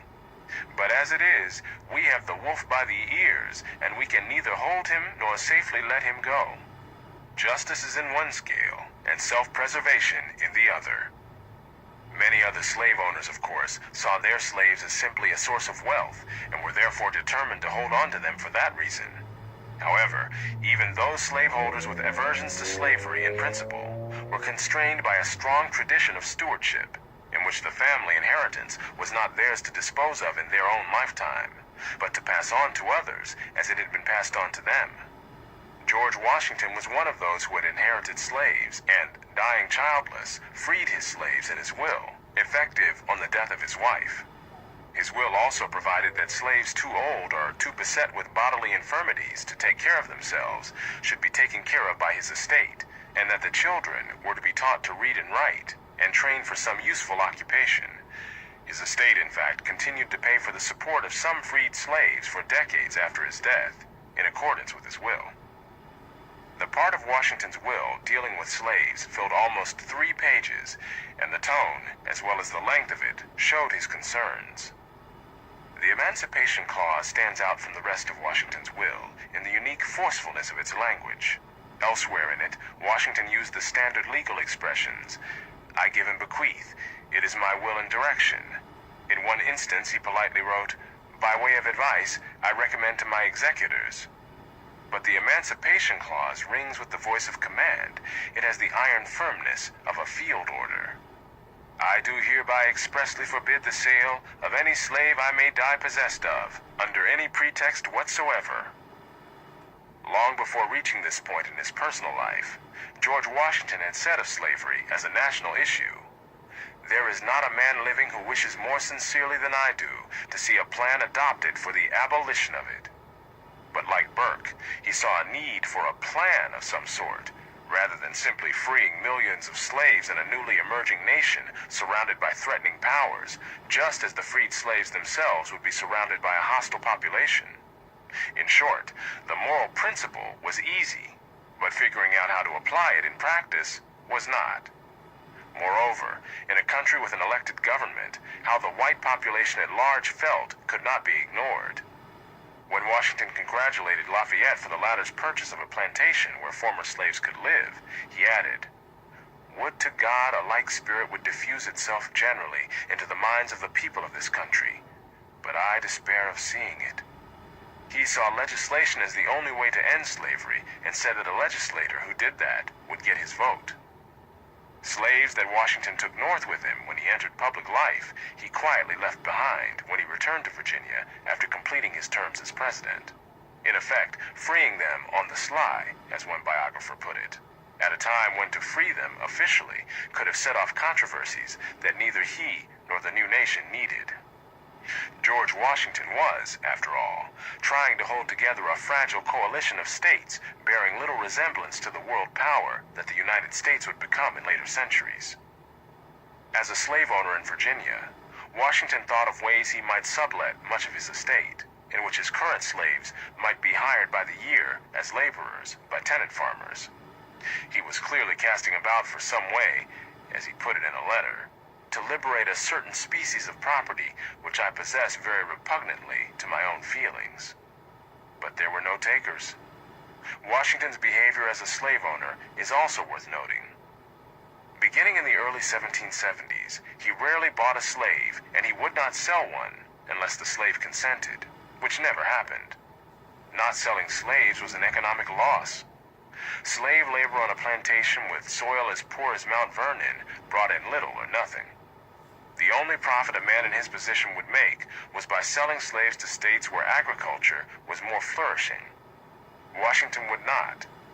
I am principled against selling Negroes as you would do cattle at a market. From 1775 until his death, the slave population at Mount Vernon more than doubled.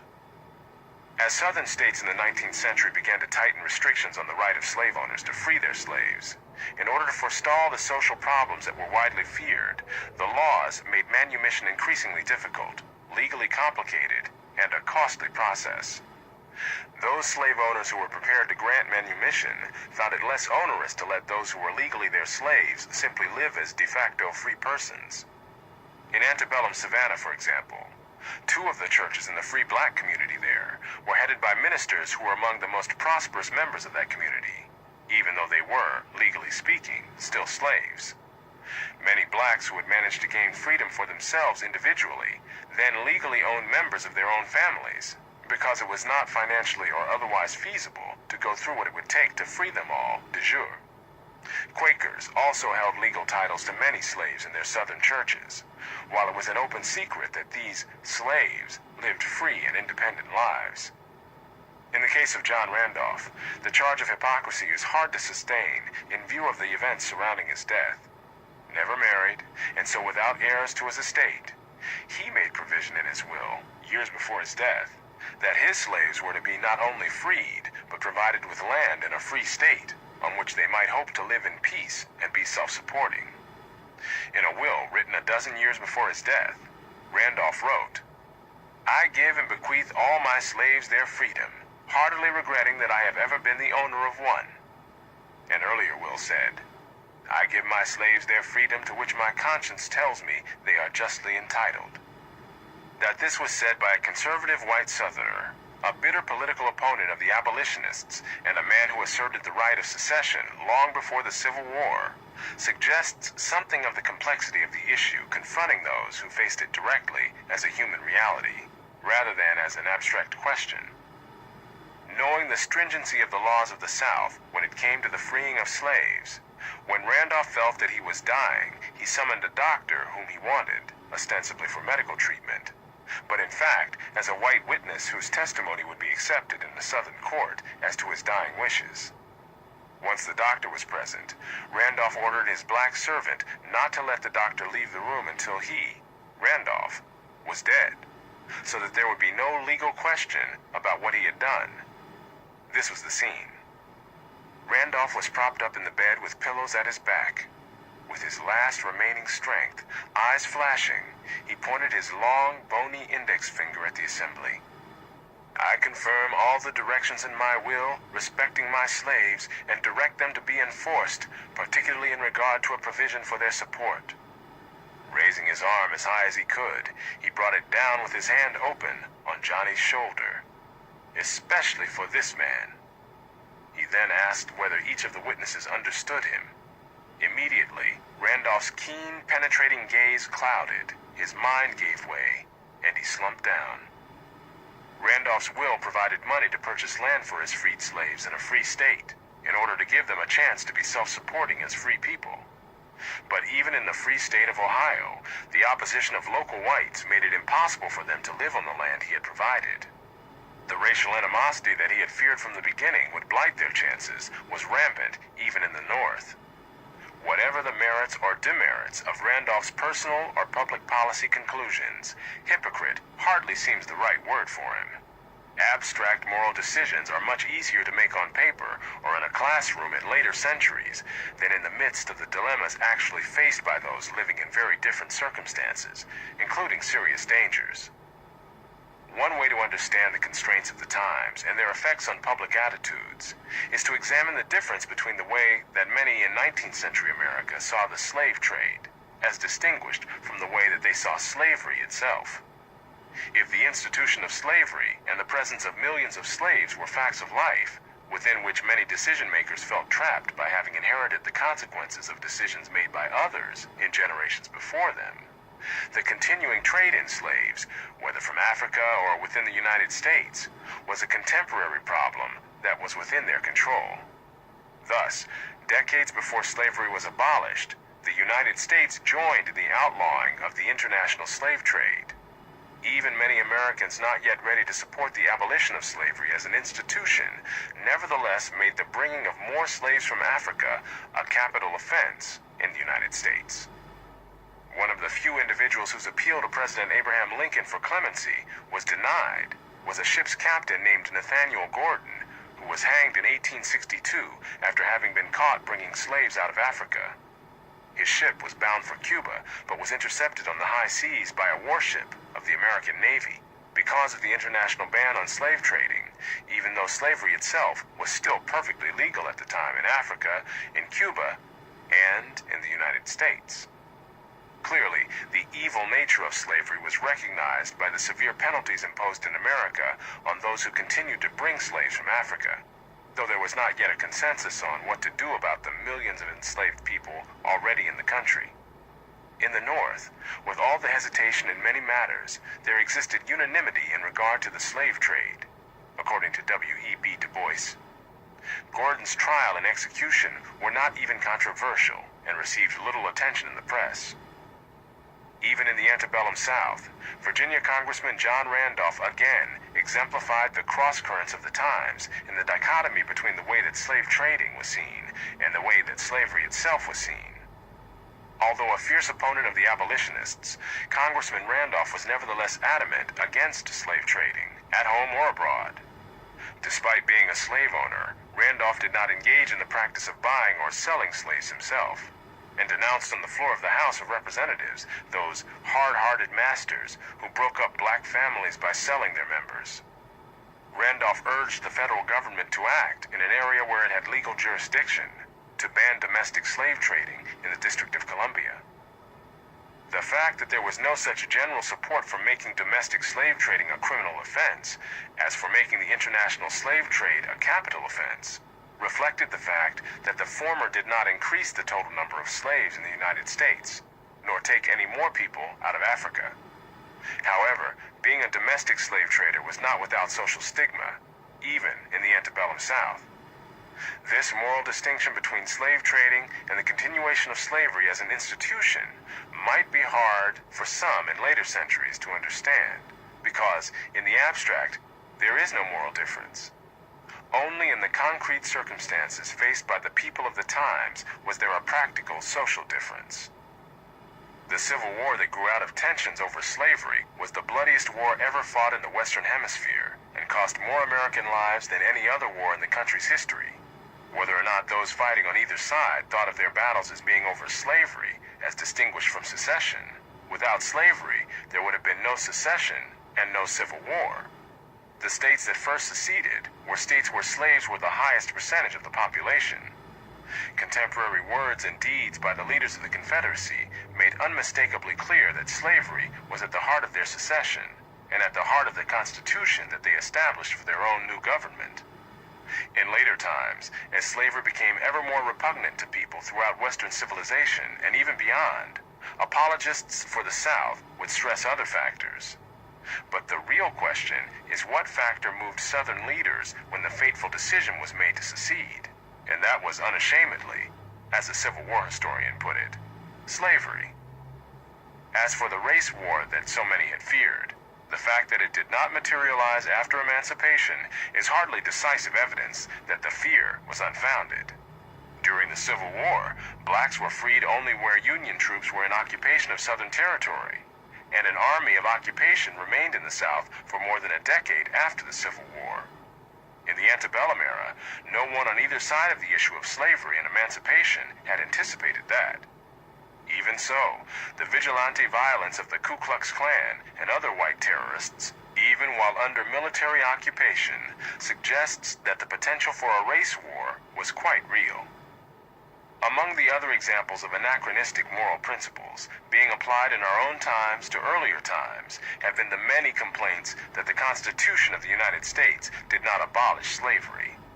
This was never a viable option because the South would not have remained united with the North if there had been such a clause.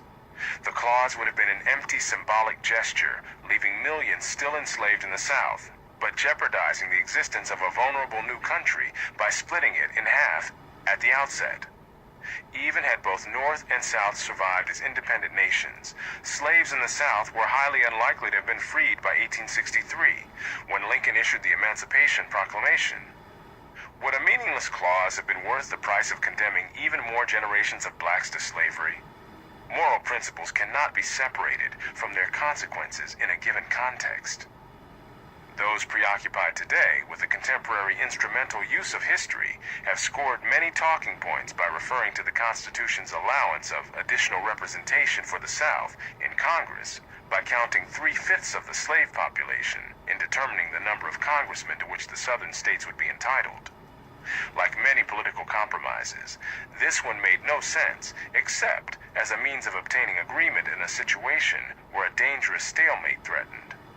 The talking point made today is that this political arrangement amounted to saying that a black man was only 3/5 as important as a white man. But would those who say this have preferred that the slave population have been counted as requiring the same representation in Congress as the free? What would have been the consequences? Or do consequences matter to those trying to score points? Since slaves had no voice whatsoever in the selection of Southern congressmen, counting the slave population at full strength would only have given white Southerners a stronger pro-slavery contingent in Congress. Scoring points today and being serious are two very different things. It should also be noted that the Constitution's distinction in counting people for representation in Congress was between slave and free, not black and white. Free blacks were counted the same as whites, and free blacks existed before the Constitution existed. Social consequences in different societies. The situation in the Islamic world was very different from that in the West. Despite the larger total numbers of slaves sent from Africa to the Islamic world over the centuries, the surviving African population in these countries was much less than the tens of millions in the Western Hemisphere. In addition to higher mortality rates of slaves en route to North African and Middle Eastern countries, the survival and reproduction rates of African slaves there were much less than in the United States. While slaves in the antebellum South lived in families, even though they lacked official legal sanction for their marriages, both marriage and casual sex among slaves were suppressed in the Islamic world, and among the relatively small numbers of children born to African slaves there, the mortality rate was so high that few lived to adulthood. The sex imbalance among African slaves, far more women than men in the Islamic countries, and the fact that eunuchs were common among the relatively few African men, likewise precluded a vast African slave population in the Muslim countries. Among the European galley slaves in North Africa, there was even less chance for them to reproduce, and the European women who were domestic servants or concubines were in no position to leave behind European offspring raised in the European culture. The children born to them, fathered by North African or Middle Eastern slave owners, were absorbed both biologically and culturally into the Islamic world. By the late 18th century, visitors were commenting on the lighter complexions of the inhabitants of Algiers. What the United States had, that the Islamic world did not have, was a self-sustaining and racially distinct population of major proportions within the larger society. non-Western countries in general faced neither the social nor the moral dilemmas that confronted 19th century Americans. Moreover, the emancipation of slaves was not an issue faced by non-Western societies, but rather was something imposed on them by the West. Even European powers with substantial slave populations in their Western Hemisphere colonies faced no major domestic social consequences from the freeing of those slaves, however much that might have economic repercussions, for their slaves were freed on the other side of the ocean. Both slavery and emancipation were peculiar in their consequences on American soil. It may be significant that the only other independent nation in the Western Hemisphere with a large slave population, Brazil, was the last Western nation to abolish the institution, a quarter of a century after the United States.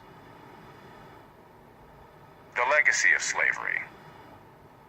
Slavery has left many legacies, some economic, some social, some psychological, some political, and most detrimental. Economics. Those who think of slavery in economic terms often assume that it is a means by which a society, or at least its non-slave population, becomes richer. Some have even claimed that the Industrial Revolution in Western civilization was based on the profits extracted from the exploitation of slaves. Rather than rehash a large and controversial literature on this issue, we may instead look at the economic condition of countries or regions that used vast numbers of slaves in the past. Both in Brazil and in the United States, the countries with the two largest slave populations in the Western Hemisphere, the end of slavery found the regions in which slaves had been concentrated poorer than other regions of these same countries. For the United States, a case could be made that this was due to the Civil War, which did so much damage to the South. But no such explanation would apply to Brazil, which fought no civil war over this issue. Moreover, even in the United States, the South lagged behind the North in many ways, even before the Civil War.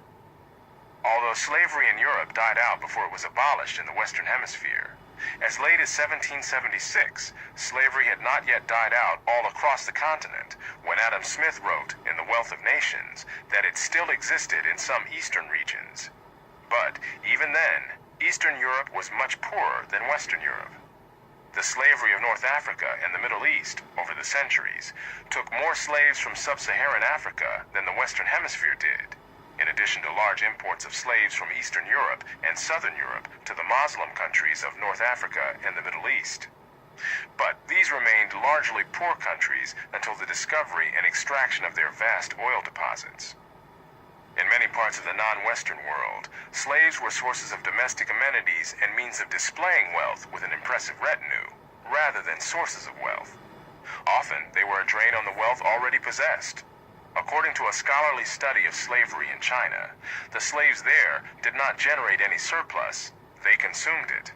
Another study concluded, the Middle East and the Arab world rarely used slaves for productive activities. Even though some slave owners, those whose slaves produced commercial crops or other saleable products, received wealth from the fruits of the unpaid labor of these slaves. That is very different from saying that the society as a whole, or even its non-slave population as a whole, ended up wealthier than it would have been in the absence of slavery. Not only in societies where slaves were more often consumers than producers of wealth, but even in societies where commercial slavery was predominant, this did not automatically translate into enduring wealth. Unlike a frugal capitalist class, such as created the Industrial Revolution, even commercial slave owners in the American antebellum South tended to spend lavishly, often ending up in debt or even losing their plantations to foreclosures by creditors.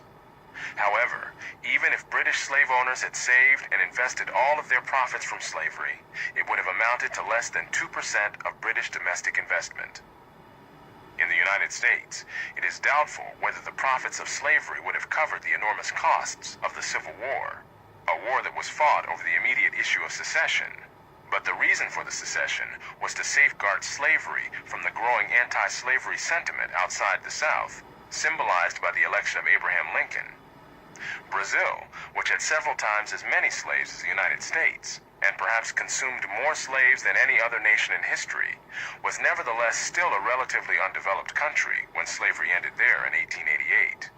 And its subsequent economic development was largely the work of immigrants from Europe and Japan.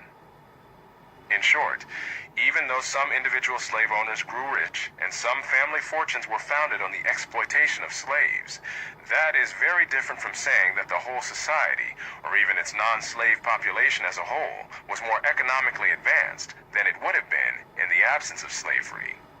What this means is that whether employed as domestic servants or producing crops or other goods, millions suffered exploitation and dehumanization for no higher purpose than the transient aggrandizement of slave owners. Social and psychological legacies of slavery. Just as enslaved peoples tend to be despised, so the work done by slaves tended to acquire social stigmas in countries around the world.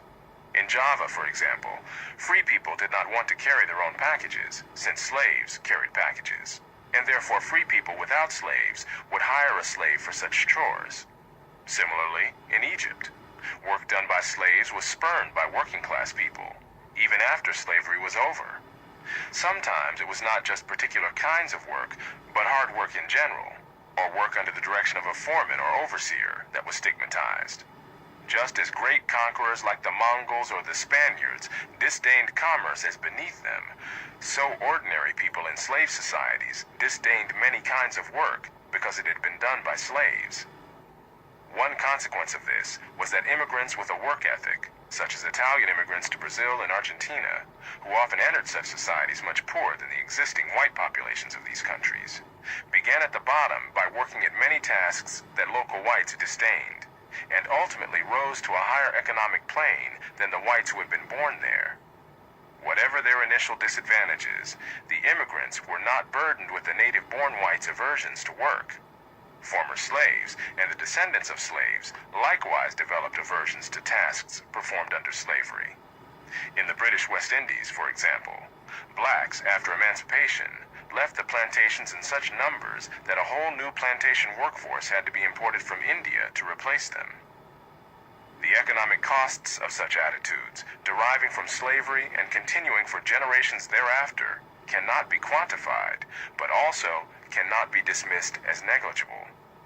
Where slaves and slave owners have been of visibly different races, then the racial animosities and distrust deriving from the era of slavery may also last for many generations after slavery itself is over, leading to economic and psychic costs to individuals as well as social costs to nations. Although the negative economic consequences of slavery, including consequences among generations born long after slavery itself was ended, cannot be quantified, the patterns of lasting economic lags in regions where slavery was widespread may nevertheless be suggestive. In the United States, and no doubt some other societies, one of the major psychological legacies of slavery has been a sense of shame and resentment among the black population, and a sense of guilt among the white population. The reiterated depiction of enslavement as a peculiarly black experience falsely makes this seem to be a uniquely shameful fate to which a particular race submitted, requiring for some of their descendants compensatory bombast from themselves and, if possible, compensatory benefits to be extracted from others. To whites, the false depiction of the history of slavery makes some feel uniquely guilty and responsible for the current misfortunes of blacks. Such attitudes, and the many cross-currents they generate, are hardly the framework for a rational discussion or resolution of today's social issues. The physical and psychic sufferings of slaves in the past are neither necessary nor sufficient to explain the economic and other differences between their present-day descendants and members of the general population. The economic and other disparities between Europeans and Africans living, respectively, in Europe and Africa are vastly greater than the disparities between the descendants of Europeans and Africans living in the United States. The latter have not lost, but gained economically from living in the United States. That these gains derive from the tragic fate of their ancestors does not make them any less gains, over and above where these descendants would be today if their ancestors had been left alone in peace in their homeland.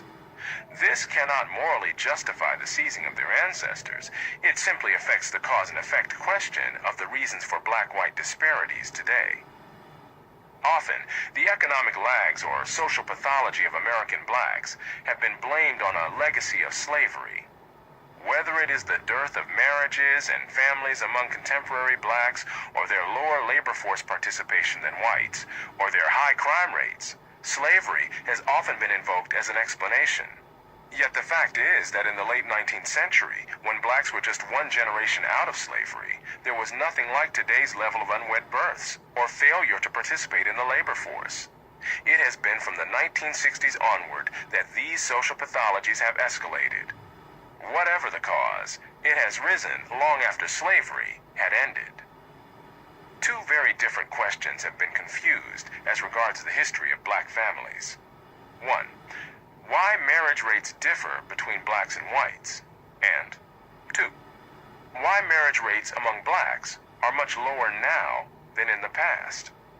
Official census data show that blacks had slightly higher marriage rates than whites for every census from 1890 to 1940, but far lower marriage rates than whites by 1960. On the black-white difference, some have argued that the census data from the late 19th and early 20th centuries are misleading, that black unmarried women with children in that era called themselves widows to avoid the embarrassment of being unwed mothers, even though the mortality rate among black men was not enough to account for so many widows. Interestingly enough, those who argued this way offered no explanation for the high rate of marriage among black men during that same era, since unmarried fathers were unlikely to have children living with them to require them to pretend to be married when they were not. As of 1940, for example, from 66 to 70% of non-white males in age brackets from 30 and up reported themselves in the census as married and living with a spouse. Adding those black males who were widowers, separated, or divorced, more than 3/4 of black males had been married, despite being only the third generation after slavery. However one resolves the question of the black-white differences in rates of married and unwed motherhood, the more fundamental question as regards the legacy of slavery argument is why black marriage rates began a precipitous decline in 1960, nearly a century after the end of slavery. While the percentage of first births that were premarital has long differed as between blacks and whites, as it differed between antebellum white Southerners and white Northerners, and between other groups around the world in places where slavery cannot be invoked as an explanation, the sharp increase in premarital first births among blacks began in the 1960s. From 1930 to 1934, 31% of first births to black women were premarital, while from 1990 to 1994, 77% were. Moreover, whereas in 1930 to 1934, premarital births plus the births of children conceived before marriage but born after marriage were together still a minority in all black births. By 1994, these two categories constituted 86% of all black births. That such a legacy of slavery would take nearly a century to appear strains credulity. Summary and implications. The history of slavery can be looked at from several perspectives or for several purposes. Whether slavery is examined morally, causally, or politically is a matter of individual choice. But once that choice is made, accuracy and consistency are crucial. Moral judgments must be made with the facts as they are or were and applied consistently, regardless of the race, nationality, or religion of either the enslavers or the enslaved. These facts include the social context and the constraints and consequences implied by that context. We cannot assume 21st century options or even present-day knowledge when judging decisions made in the 19th century. Nor can we assume that we have superior knowledge of the social realities of an earlier era that we never lived through, compared to the first-hand knowledge of those who confronted those realities daily and inescapably. Moral questions about slavery have been, almost exclusively, Western moral questions. Non-Western societies had neither moral concerns about slavery, nor, in most cases, the power to decide on the continuance or extinction of the institution for themselves during the era of European imperialism, when slavery was suppressed over most of the world by the West. Not only has the West's crucial role in the destruction of slavery around the world gone largely unnoticed, standards applied almost exclusively to the West have been used to condemn European and European offshoot societies for having once had slavery. Even those Western leaders who sought to end slavery are condemned by critics today for not having done it sooner or faster. The dangers and constraints of their times have too often been either ignored or brushed aside as mere excuses, as if elected leaders operating under constitutional law could simply decree whatever they felt was right. Even a sympathetic biography of George Washington, for example, said, "He had helped to create a new world, but had allowed into it an infection that he feared would eventually destroy it." This statement is breathtaking in its assumptions. Washington did not allow slavery, which existed on American soil and around the world before he was born, nor did he have the option to decree its end. Even to have made slavery a public issue at the time would have accomplished nothing except to jeopardize the survival of a fragile coalition of newly independent states. Yet, this man, who contributed more than anyone else to the introduction of free Republican government in the modern world, is widely seen as being under a moral cloud, as if he had chosen to introduce or abet slavery. Washington's actual behavior illustrated what Adam Smith had said decades earlier in his theory of moral sentiments, that a man prompted by humanity and benevolence, when he cannot establish the right, will not disdain to ameliorate the wrong. Abraham Lincoln, who took advantage of a military conflict to stretch his powers as commander-in-chief to the point of issuing the Emancipation Proclamation, has been downgraded in the post-1960s world for not having done it sooner, more sweepingly, with more fervent moral rhetoric, and with affirmations of the equality of the races thrown in. The serious legal and political risks that Lincoln took when he emancipated Southern slaves are ignored. There was no groundswell of public opinion, even in the North, for freeing slaves. On the contrary, in a war-weary nation, it was feared that the Emancipation Proclamation would stiffen Southern resistance and reduce the chances of an early negotiated settlement of a conflict that killed more Americans than any other war, before or since. Lincoln himself was unsure what the net military effect of the proclamation would be. Yet, military necessity was the only rationale that had either a constitutional basis or a political chance of being accepted. Those in later times who judge only by words may be disappointed that Lincoln did not make a ringing moral case for emancipation. But seldom, if ever, do they ask whether they would have made the proclamation more likely or less likely to survive both constitutional and political challenges. Despite Lincoln's mastery of moral rhetoric, some consider his Gettysburg Address the finest speech in the English language. The Emancipation Proclamation was written in such dry and dull language that it has been likened to a bill of lading.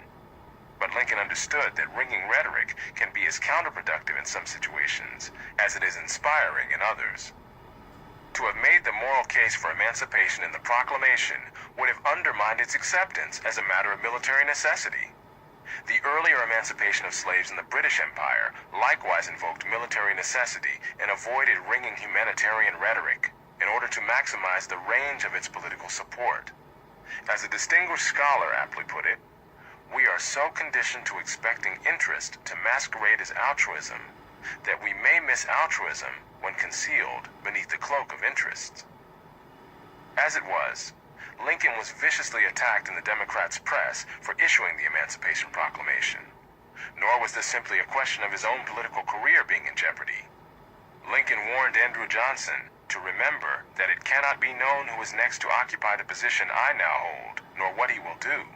At this critical moment in the history of the nation and of the fight against slavery, William Lloyd Garrison could indulge in ringing rhetoric without regard to the consequences, but Abraham Lincoln had the heavy responsibility of consequences squarely on his shoulders as he faced his countrymen and history.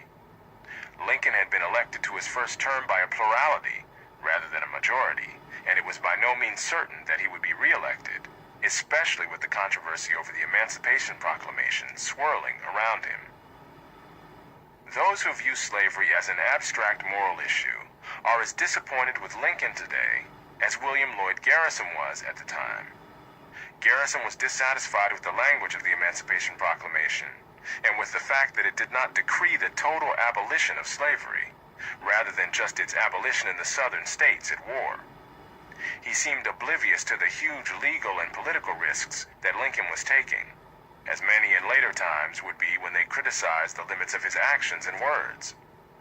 But had Lincoln's real concerns extended no further than the military effects of the Emancipation Proclamation, it would be hard to explain his many and strenuous behind-the-scenes efforts to get slaveholding border states and the Congress of the United States to extend the ban on slavery to the whole country.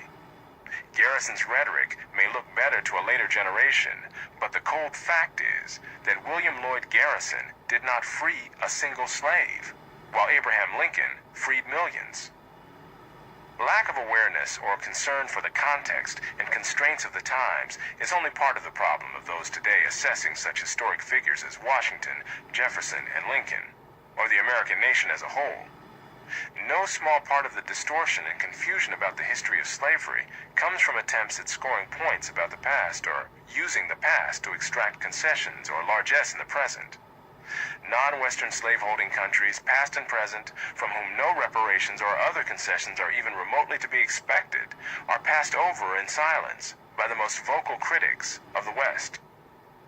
Scholars have long known that slavery was a worldwide institution, going back thousands of years, though that has not led them to provide comparable coverage to slavery outside of Western civilization. One scholar whose study of slavery encompassed Islamic as well as Western countries observed, "Slavery has been a common feature of human history, appearing in nearly every part of the world." Though his own study did not extend across the vast reaches of Asia or to the Polynesian islands. Another scholar, distinguished for his studies of the Atlantic slave trade, declared, "Slavery until recently was universal in two senses. Most settled societies incorporated the institution into their social structures, and few peoples in the world have not constituted a major source of slaves at one time or another." Despite such common knowledge among scholars, the version of the history of slavery more commonly depicted to the general public, as well as to students in our schools and colleges, is more along the lines of Roots or other similar productions. On the other end of the spectrum, one of the rationales for slavery used in both ancient times and in more recent centuries has been that consigning some people to perform the drudgery of the world freed others to pursue the higher things: education, invention, political leadership, the arts, etc., and thus advance civilization as a whole. Plato and Socrates came out of a slaveholding society, as did many of the remarkable leaders who founded the American Republic. But correlation is not causation, and even the correlation is not as clear as some apologists for slavery have assumed. Although Brazil imported several times as many slaves as the United States, it would be difficult to find Brazilian equivalents of Plato or Socrates or other world leaders in the advancement of civilization in the arts or sciences. The remarkable number of early American leaders who came out of Virginia, including Washington, Jefferson, Madison, and Monroe, had no counterparts in other southern states, which collectively had vastly larger numbers of slaves than those of Virginia. The South as a whole lagged far behind the North in producing leaders in the arts and sciences. Slavery has been too facile an explanation of both the positive and negative aspects of slaveholding societies. The idea that slavery was based on race or racism is yet another popular notion that will not stand up to a scrutiny of history, as we have already seen. Yet, beliefs about the innate ability of blacks in the United States by prominent American leaders of an earlier era have been invested with great moral implications by those seeking to score points. But beliefs are neither moral nor immoral. They may be accurate or inaccurate, founded or unfounded. But they acquire moral significance only when they are shaped to serve some ulterior purpose that is either moral or immoral. Belief in the innate equality of all people has been promoted in order to promote equal treatment of all people. And belief in innate inferiority has been promoted in order to justify discrimination against some people, but it is these goals which have moral significance. In the absence of such goals, the beliefs themselves are subject to the tests of evidence and logic, rather than the test of moral principles. Abraham Lincoln, for example, said of blacks that their abilities were no measure of their rights. Thomas Jefferson likewise said, "Be assured that no person living wishes more sincerely than I do to see a complete refutation of the doubts I have myself entertained and expressed on the grade of understanding allotted to them by nature, and to find that in this respect they are on par with ourselves. My doubts were the result of personal observation on the limited sphere of my own state, where the opportunities for the development of their genius were not favorable, and those of exercising it still less so. I expressed them therefore with great hesitation, but whatever their degree of talent, it is no measure of their rights. Because Sir Isaac Newton was superior to others in understanding, he was not therefore lord of the person or property of others. That took the question of Jefferson's beliefs about the innate ability of blacks out of the realm of morality. Elsewhere, Jefferson pointed out how tentative any conclusion must be about the innate ability of blacks, given the lack of scientific precision possible on such questions. Although Jefferson has been criticized for having expressed doubts, what he called a suspicion only, about the innate ability of black people, his obvious pleasure at discovering the able work of Benjamin Banneker suggests that his beliefs were not the servant of some ulterior purpose. The vast majority of blacks that Thomas Jefferson saw were illiterate people whose development had been stunted by slavery. He never in his entire life saw a black American who had a college degree, because there were none. The first black man to receive a college degree in the United States did so 2 years after Jefferson's death, and the first black woman more than a quarter of a century after that. As Jefferson himself realized, his observed sample of black people was inherently biased by time and place, which is an empirical deficiency of his circumstances, rather than a moral choice of his own. Others, however, used their belief that blacks were innately lacking in ability to justify, for example, forbidding the teaching of blacks. Frederick Law Olmsted's response to the claim that blacks were no more capable of being educated than animals were was to ask why there were no laws forbidding animals from being educated. The very need for such a law undermined the belief that was used to justify that law. Again, the moral significance of a belief derives from the purpose to which it is put. Otherwise, there is only a question of assessing the logic and evidence behind the belief. While facts about slavery are essential, we need more than facts. Indeed, one of the principal uses of facts is to gain some sense of causation, some explanation of why history unfolded as it did.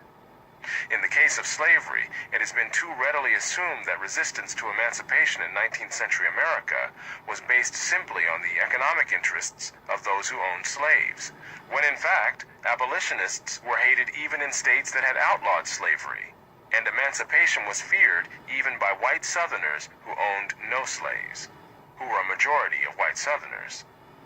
When slavery is viewed in worldwide perspective, still more common beliefs crumble when confronted with the facts of history. The truth should need no apology, but the truth about the history of slavery is urgently needed for reasons that go beyond historical accuracy. Both the present and the future are at stake when we look at the past. What lessons we draw from that past depend on whether it is viewed narrowly or against the broader background of world history. From a narrow perspective, the lesson that some draw from the history of slavery, automatically conceived of as the enslavement of blacks by whites, is that white people were, or are, uniquely evil. Against the broader background of world history, however, a very different lesson might be that no people of any color can be trusted with unbridled power over any other people, for such power has been grossly abused by whatever race, class, or political authority has held that power, whether under ancient despotism or modern totalitarianism, as well as under serfdom, slavery, or other forms of oppression. It was not because people thought slavery was right that it persisted for thousands of years. It persisted largely because people did not think about the rightness or wrongness of it at all. In very hierarchical societies, where most people were born into their predetermined niches in the social complex, slaves were simply at the bottom of a long continuum of varying levels of subordination based on birth. Even in colonial America, white indentured servants were a major part of the population, and they were auctioned off just like black slaves. It was the rise of modern free societies and their accompanying ideologies in the West, which made slavery stand out in stark contrast. And it was the emergence of a general questioning of institutions and beliefs in the 18th century, also in the West, that brought slavery into question. Once that happened, slavery could not stand up under moral scrutiny. Outside the West, it did not have to. At least not until after the spread of Western ideas of individual freedom belatedly took hold in some other societies. That such an institution could last so long unchallenged on every inhabited continent is a chilling example of what can happen when people simply do not think. Germans and history. Germans are an old people. Their language is centuries older than English, French, Spanish, or Italian. But the history of a dozen years has cast a long shadow over the thousands of years of their existence as a people. The rule of Hitler and the Nazis from 1933 to 1945 not only sealed the fate of the Germans of that generation, it has colored the way Germans have been seen since then, as well as the way the previous history of Germans has been seen. German intellectual figures, social traditions, and political movements in centuries past that were once seen in the context of their own times are now often seen as precursors of Nazi totalitarianism or of the Holocaust. Was all of German history leading up to Hitler? Or were the Nazi years simply a tragic aberration on a monumental scale? The collectivization of Germans in the minds of others has had major consequences in the real world, quite aside from its impact on intellectual conceptions of this people. At the end of the Second World War, millions of people of German ancestry living outside the Reich in various parts of Eastern Europe and the Balkans were sent back to Germany, even though many of these families had been living where they were for centuries, and many of the individuals sent back to Germany had in fact never seen Germany. Winston Churchill protested these mass expulsions of millions of Germans on a scale grievous and undreamed of, and said, "We must banish revenge against an entire race from our minds." In order to assess the 12 fateful years of the Nazi regime and its relationship to German culture and history in general, we must first review that history and that culture. Germans, as a people, have extended well beyond the boundaries of present-day Germany, not only in Europe, but in overseas settlements in the Western Hemisphere and as far away as Australia. The extent to which these far-flung settlements could be considered German, and for how long, depends of course on the extent to which German culture persisted among them, and whether or not that culture was linked to the German nation-state. To assess that, we need to see, at least in outline, some of the prominent features of the culture and values historically associated with Germans. Moreover, the features of German culture stand out in sharper relief against the cultures of the surrounding peoples, such as the Slavs of Eastern Europe or the British and French to the west. Germans before Germany. Germans were recognized as a distinct people as far back as Roman times, many centuries before there was a nation-state of Germany. Like other peoples, Germans evolved socially, culturally, and politically within the influence and constraints of geography and the imperatives of other peoples. The great cultural impact of the Roman Empire, which left enduring marks on the development of Western Europe, reached what is now France long before it reached what is now Germany, simply because the mountains that impeded movement into Central Europe and Eastern Europe were more formidable than the geographic obstacles to expansion into Western Europe. The great East-West divide that has split Europe culturally and economically for thousands of years since then goes back to the intractable facts of geography as the arena within which human achievements developed and spread, or failed to develop and failed to spread. Eastern Europe has differed from Western Europe, not only in that the West was part of the Roman Empire for centuries and the East was not, but also that the many geographic advantages of Western Europe were lacking in much of Eastern Europe and the Balkans. Mineral deposits such as iron ore and coal, crucial to the Industrial Revolution, have been more abundant in Western Europe. The milder climate of Western Europe, warmed by the Gulf Stream, has meant that its rivers have remained flowing when those of Eastern Europe are frozen for months at a time. Moreover, the navigable waterways of Western Europe empty into the open seas, providing access to the trade routes of the world, while many of the rivers of Eastern Europe, even when flowing, flow into lakes or inland seas. Being part of the Roman Empire meant that Western Europe had not only a common language, Latin, but a literate language, centuries before there were written versions of the various Slavic languages of Eastern Europe. Written words had been essential to science, scholarship, and literature, as well as facilitating economic development, all of which flourished in Western Europe for centuries before they had a comparable impact in Eastern Europe. This meant that there was an accumulation of centuries of literature in philosophy, science, history, and other fields in the languages of Western Europe and of Germany before any such literature began to be developed in Eastern Europe. One result of this was that for centuries, whatever educated class existed in Eastern Europe read and wrote primarily in languages other than their own vernaculars, which had no comparable serious literature. This association of class with language was so strong that, even when Czech nationalism developed within the Habsburg Empire, those nationalists published their patriotic and anti-German tracts in German. When they wrote in Czech in the 18th century, they wrote such things as children's stories or light romantic novels, or they wrote translations from German or other languages.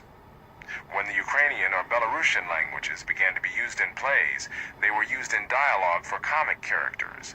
The rise of an indigenous intelligentsia was marked by their resentment of such cultural subordination, a resentment and a promotion of group identity that they spread to other members of their respective groups. This was as true among the Russians as among the Czechs or Latvians. The historic lag of Eastern Europe and the Balkans behind the development of the rest of the European continent has had enduring consequences. At the beginning of the 19th century, the average real income per capita in Eastern Europe was only half of what it was in Britain, and that gap widened as Britain developed more rapidly during that century. At the beginning of the 21st century, the nations of the European Union as a whole, centered in the West, had double the per capita income of most Eastern European countries. Western Europe also had a longer tradition of free democracies and societies open to international cultural, technological, and economic influences. Throughout the long centuries from Roman times to the 19th century, the Germans, living concentrated in Central Europe, in what is today Germany and Austria, were economically and technologically more advanced than the populations of Eastern Europe, but lagged behind those of Western Europe. In the early 19th century, Britons came to Germany to create railroad systems, and Germans went to Britain to study the advanced technology of the times. Germans, however, were for centuries the principal intermediaries through whom the advances of the West moved eastward with a lag. German cultural influence pervaded the urban centers of Eastern Europe from the Baltic to the Adriatic. Over the centuries, the interactions of the Germans and the Slavs have ranged from economic to military. In the Middle Ages, the Mongol invaders from Central Asia forced Slavic populations westward from the Ukrainian steppes, and the Slavs in turn forced the Germans westward. Later, the Germans forced the Slavs back eastward, with the Oder River forming a boundary between them, then as now. But Slavic-German interactions were not limited to the interactions of whole societies. Enclaves of Germans were scattered throughout medieval Eastern Europe, bringing with them craft, industrial, and agricultural skills more advanced than those of the Slavic regions. Many products of Western European societies, from coins to castles, moved eastward in medieval times. So did more advanced agricultural methods, such as improved plows, the horse collar, and new systems of crop rotation. Germans living in Eastern Europe became in effect enclaves of Western European culture there. The landed nobility of Eastern Europe often deliberately attracted German farmers by allowing them to settle in towns and villages under German laws. Hundreds of villages in Silesia were under German law at the end of the 13th century, and more than 1,000 by the middle of the 14th century, when more than 100 towns were also under German law. Germans were the predominant population in many Eastern European cities during the Middle Ages, while the Slavic populations predominated in the countryside. Until 1312, the official records of the city of Krakow were kept in German, and that year they began to be kept in Latin. It was decades later when Poles became a majority of the population of the city. For centuries, rural and urban populations differed in ethnicity throughout Eastern Europe and the Balkans. During the Middle Ages, most of the towns founded in Croatia and Transylvania were founded by Germans. Adriatic port cities such as Dubrovnik developed under Italian cultural influence, and Sarajevo under the cultural influence of the Turks. In Romania as well, Romanians were not only a minority in many of the towns and cities, they were a subordinate minority, working as servants and unskilled laborers, while Germans, Jews, and others predominated in higher-level occupations. Even after Slavs and other Eastern European populations became, over a period of centuries, numerically predominant in the cities of the region, Germans remained the elite in such cities as Riga and Prague, and members of the local populations who wished to rise economically and socially had to learn to speak German and become part of the German culture in order to do so. One reason for the German cultural predominance was simply that they were literate much more often than the indigenous populations of Eastern and Central Europe. Most Russians, for example, were illiterate in the late 19th century, but 94% of the Germans in Riga could read and write. In the Austrian Empire, even as late as the beginning of the 20th century, the illiteracy rate of Polish adults was 40%, and among Serbo-Croatians was 77%. But among Germans, only 6%.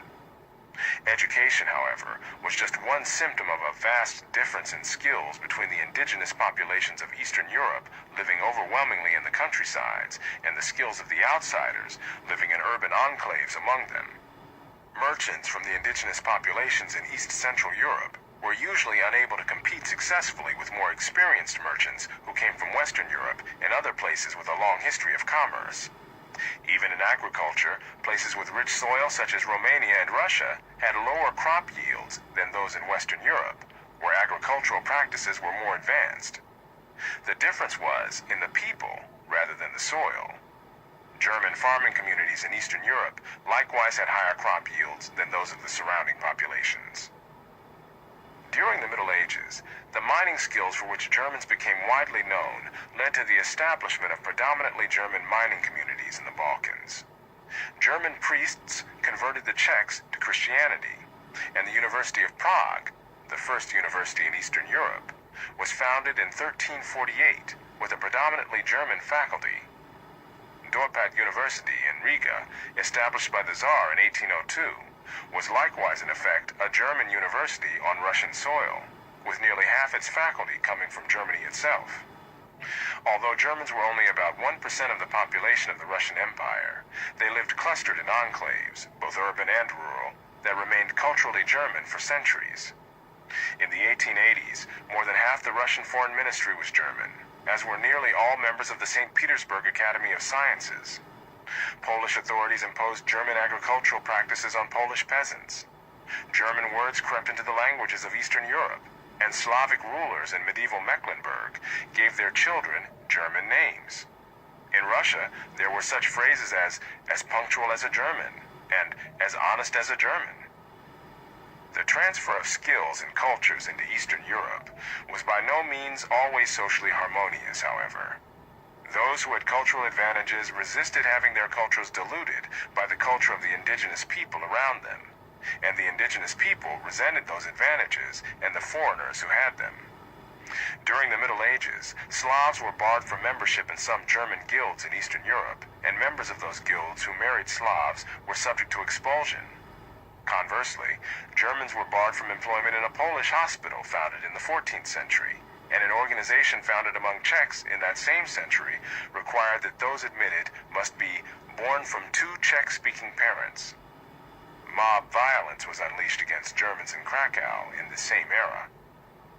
With the eventual rise of an indigenous educated class, resentments were fanned as these newly educated people led in the promotion of group identity movements, intolerant of outsiders, and insisting on preferential treatment and the imposition of the group's language and symbols on others. In 1892, for example, street signs in Prague, which had been written in both German and Czech, were changed to become exclusively Czech. Group identity movements were not confined to Czechs by any means, but were led by the intelligentsia, including students and lawyers, among a number of groups in the Habsburg Empire. It was much the same story in the Russian Empire, where an emerging Latvian educated class, educated at culturally German Dorpat University, promoted group identity agitation in the Baltic.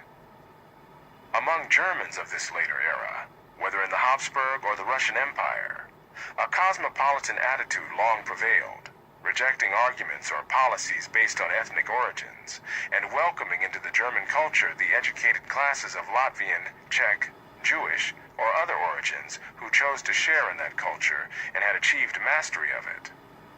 German was the language of Prague's educated classes, whether in business, the clergy, or the military, regardless of the ancestry of the individuals involved. However, the unrelenting promotion of group identity politics by others, directed against people of German ancestry, eventually led to a defensive solidarity among the Germans, and thus to ethnic polarization. The full and fatal fruition of these group antagonisms would come only in the 20th century, when discrimination and violence against Germans in Czechoslovakia, for example, made them ripe for Nazi propaganda and willing accomplices of Hitler's takeover of that country. Elsewhere in Eastern Europe, including the Soviet Union, abused German minorities likewise collaborated with the German invaders during the Second World War, and many of them accompanied Hitler's armies on their retreat back into Germany. After the war, millions of Germans, whether collaborators or not, were forced to go back to Germany from Eastern Europe, many of them dying either from mob violence against them or from the brutal conditions in which they were suddenly seized and transported. The Potsdam Agreement among the victorious Soviet, American, and British governments facilitated these mass expulsions, but the expulsions and the hatred behind them were visible even before that agreement.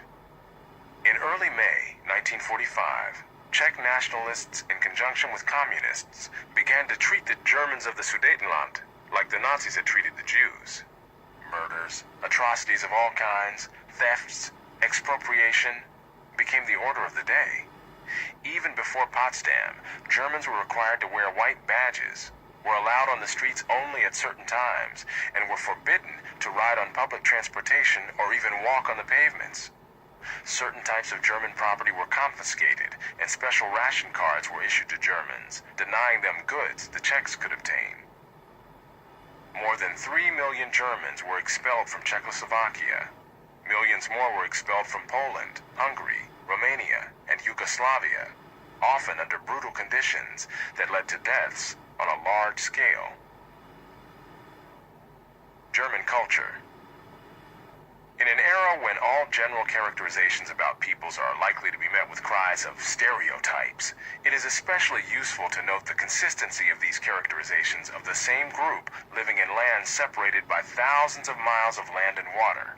Even in times before modern communications, when people in South America had no way of knowing what beliefs existed in Russia about the Germans living there, or how similar those beliefs were to their own observations about Germans living in South America.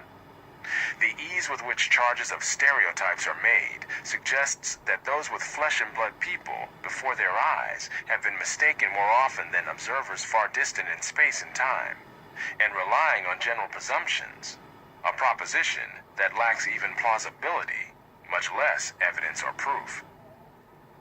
Craft skills. Long before German societies became industrialized, Germans were skilled craftsmen in many fields. Germans were known for brewing beer in Roman times, and Germany today produces more beer than any other country in Europe. People of German ancestry have set up breweries as far away as Australia and China, the famous Tsingtao beer of China having been created by Germans there. The leading American brands of beer, Budweiser, Coors, and Miller, were likewise all created by people of German ancestry. German breweries in Buenos Aires drove English beer out of the market there. In the Brazilian state of Sao Paulo, the only producers of beer in the early 20th century were Germans. Beer brewing Germans are not simply a stereotype. German craftsmen also pioneered in making pianos and took this skill with them to other countries. The first pianos in colonial America were built by Germans, who also led the way in building pianos in Australia, Russia, France, and England. German craftsmanship also created optical products that made such firms as Zeiss, Schneider, Rodenstock, and Voigtlander world leaders in high-quality lens production. The leading lens-making firm in the United States was founded by two German immigrants named Bausch and Lohm.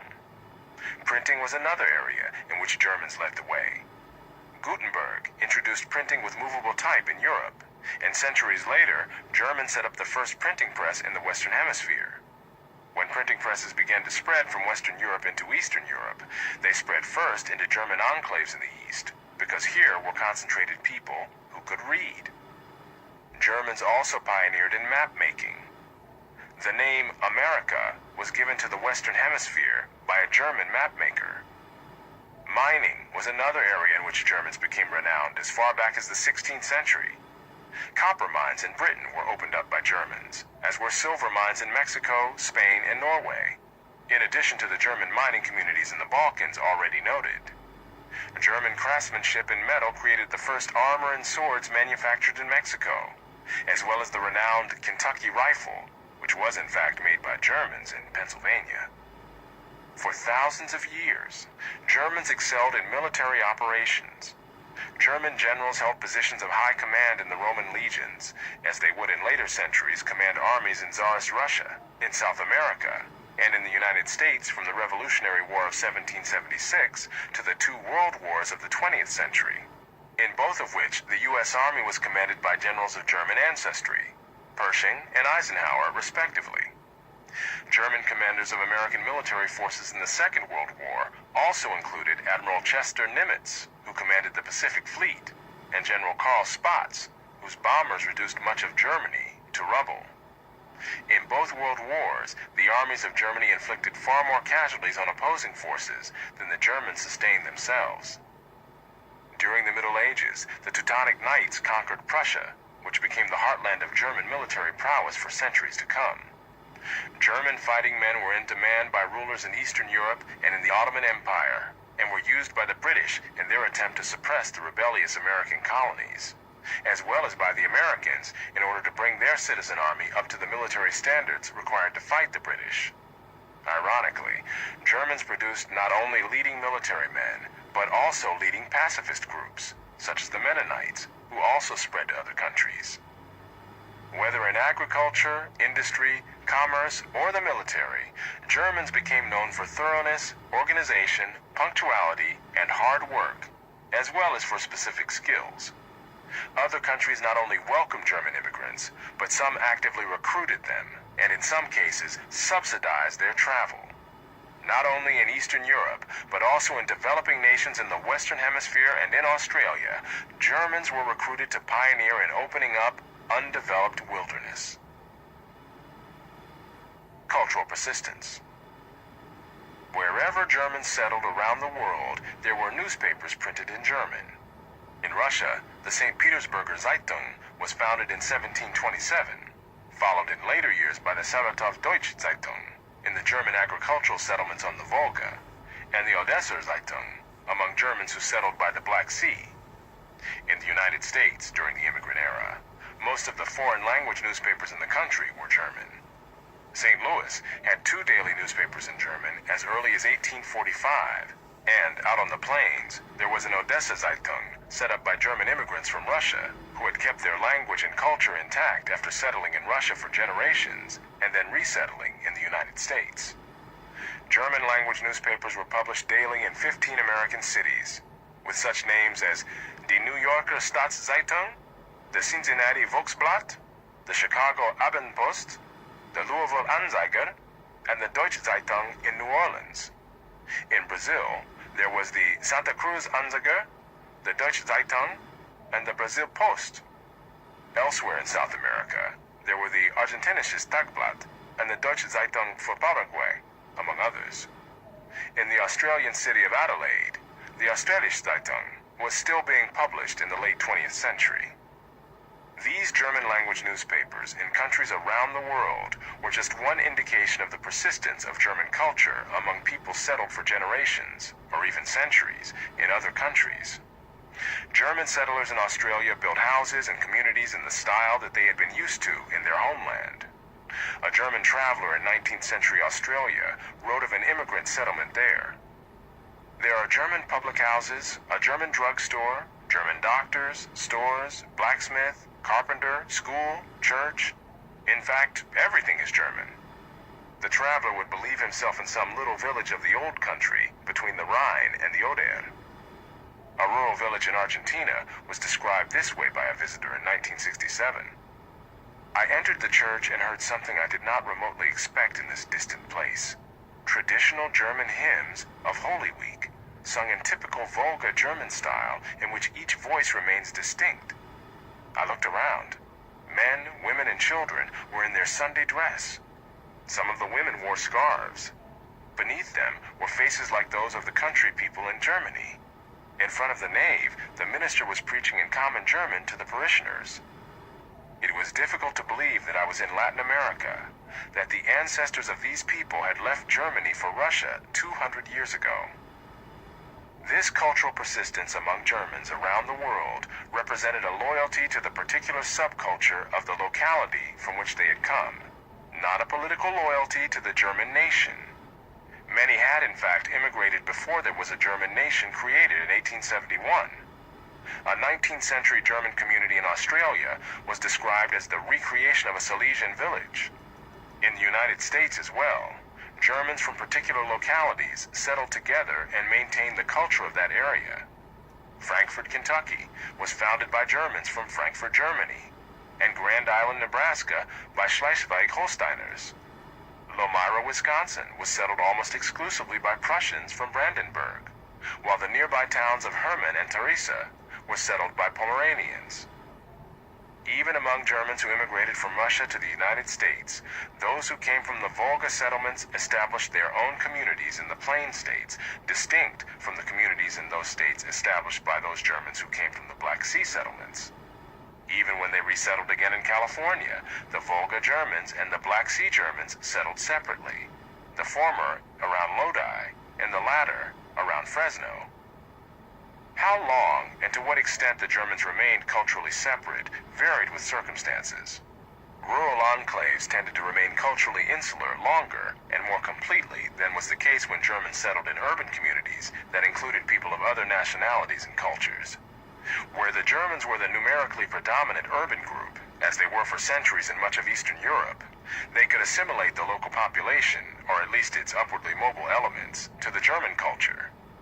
But where the Germans were greatly outnumbered, and especially where the great majority of the German immigrants were male, then interactions among groups, including intermarriage, eroded the German culture. This was the case in much of 19th century Australia, but not in South Australia, where whole families of Germans tended to settle together, and there were as many women as men, so that these communities could maintain their separate social and cultural identities for generations. It was much the same story in Brazil, where there was very little intermarriage with members of the local population living near German agricultural communities well into the 20th century, while in cities and in some rural areas where there were more diverse populations, acculturation and assimilation became more common. Yet even living in cities with large numbers of people from other backgrounds did not automatically lead to rapid assimilation. In New York City, where 90% of the population was non-German, in the early 20th century, most people of German ancestry nevertheless married other people of German ancestry. That changed over the years, but not immediately or rapidly. This cultural cohesiveness was seldom accompanied by political cohesiveness or group identity politics. Germans were usually not very politically active in any case, and they tended to be underrepresented among career politicians. Where German political leaders arose in other countries, it was seldom as representatives of ethnic Germans in those countries. In the United States, for example, those people of German ancestry who did achieve prominence in politics, the Muhlenbergs in the 18th century, Karl Schurz and John Peter Altgeld in the 19th, and Herbert Hoover and Dwight D. Eisenhower in the 20th century, did so as representatives of the American people at large, rather than as spokesmen for ethnic German interests. There were similar patterns in other countries. In Australia, Germans tended to be underrepresented in politics, and those Germans who achieved political office were elected from constituencies where there were few Germans, as well as from constituencies where Germans were the predominant population. In Russia, the presence of Baltic Germans in high positions in the Tsarist government was of no benefit to the Volga Germans or the Black Sea Germans, in whom these German officials took no interest and whom they looked down on as peasants. In Brazil, Germans long remained politically apathetic until after the Second World War, when they began to elect more deputies. However, in places where the German minority was under sustained political attack, such as by the Latvians or the Czechs, Germans were provoked into political activity. The persistence of German culture did not, in most cases, mean making public dramatizations of a separate identity, exceptions again being in places like Czechoslovakia. More commonly, Germans maintained their culture without making a public issue of it. In the United States, such American sports icons as Babe Ruth and Lou Gehrig grew up speaking German, and so did Nobel Prize-winning economist George Stigler. Education. Among the things that Germans had in common, wherever they were from and wherever they settled, was making education a high priority. Even among German farmers pioneering in the wilderness of 19th century Brazil, German schools appeared in the first clearings in the woods, while most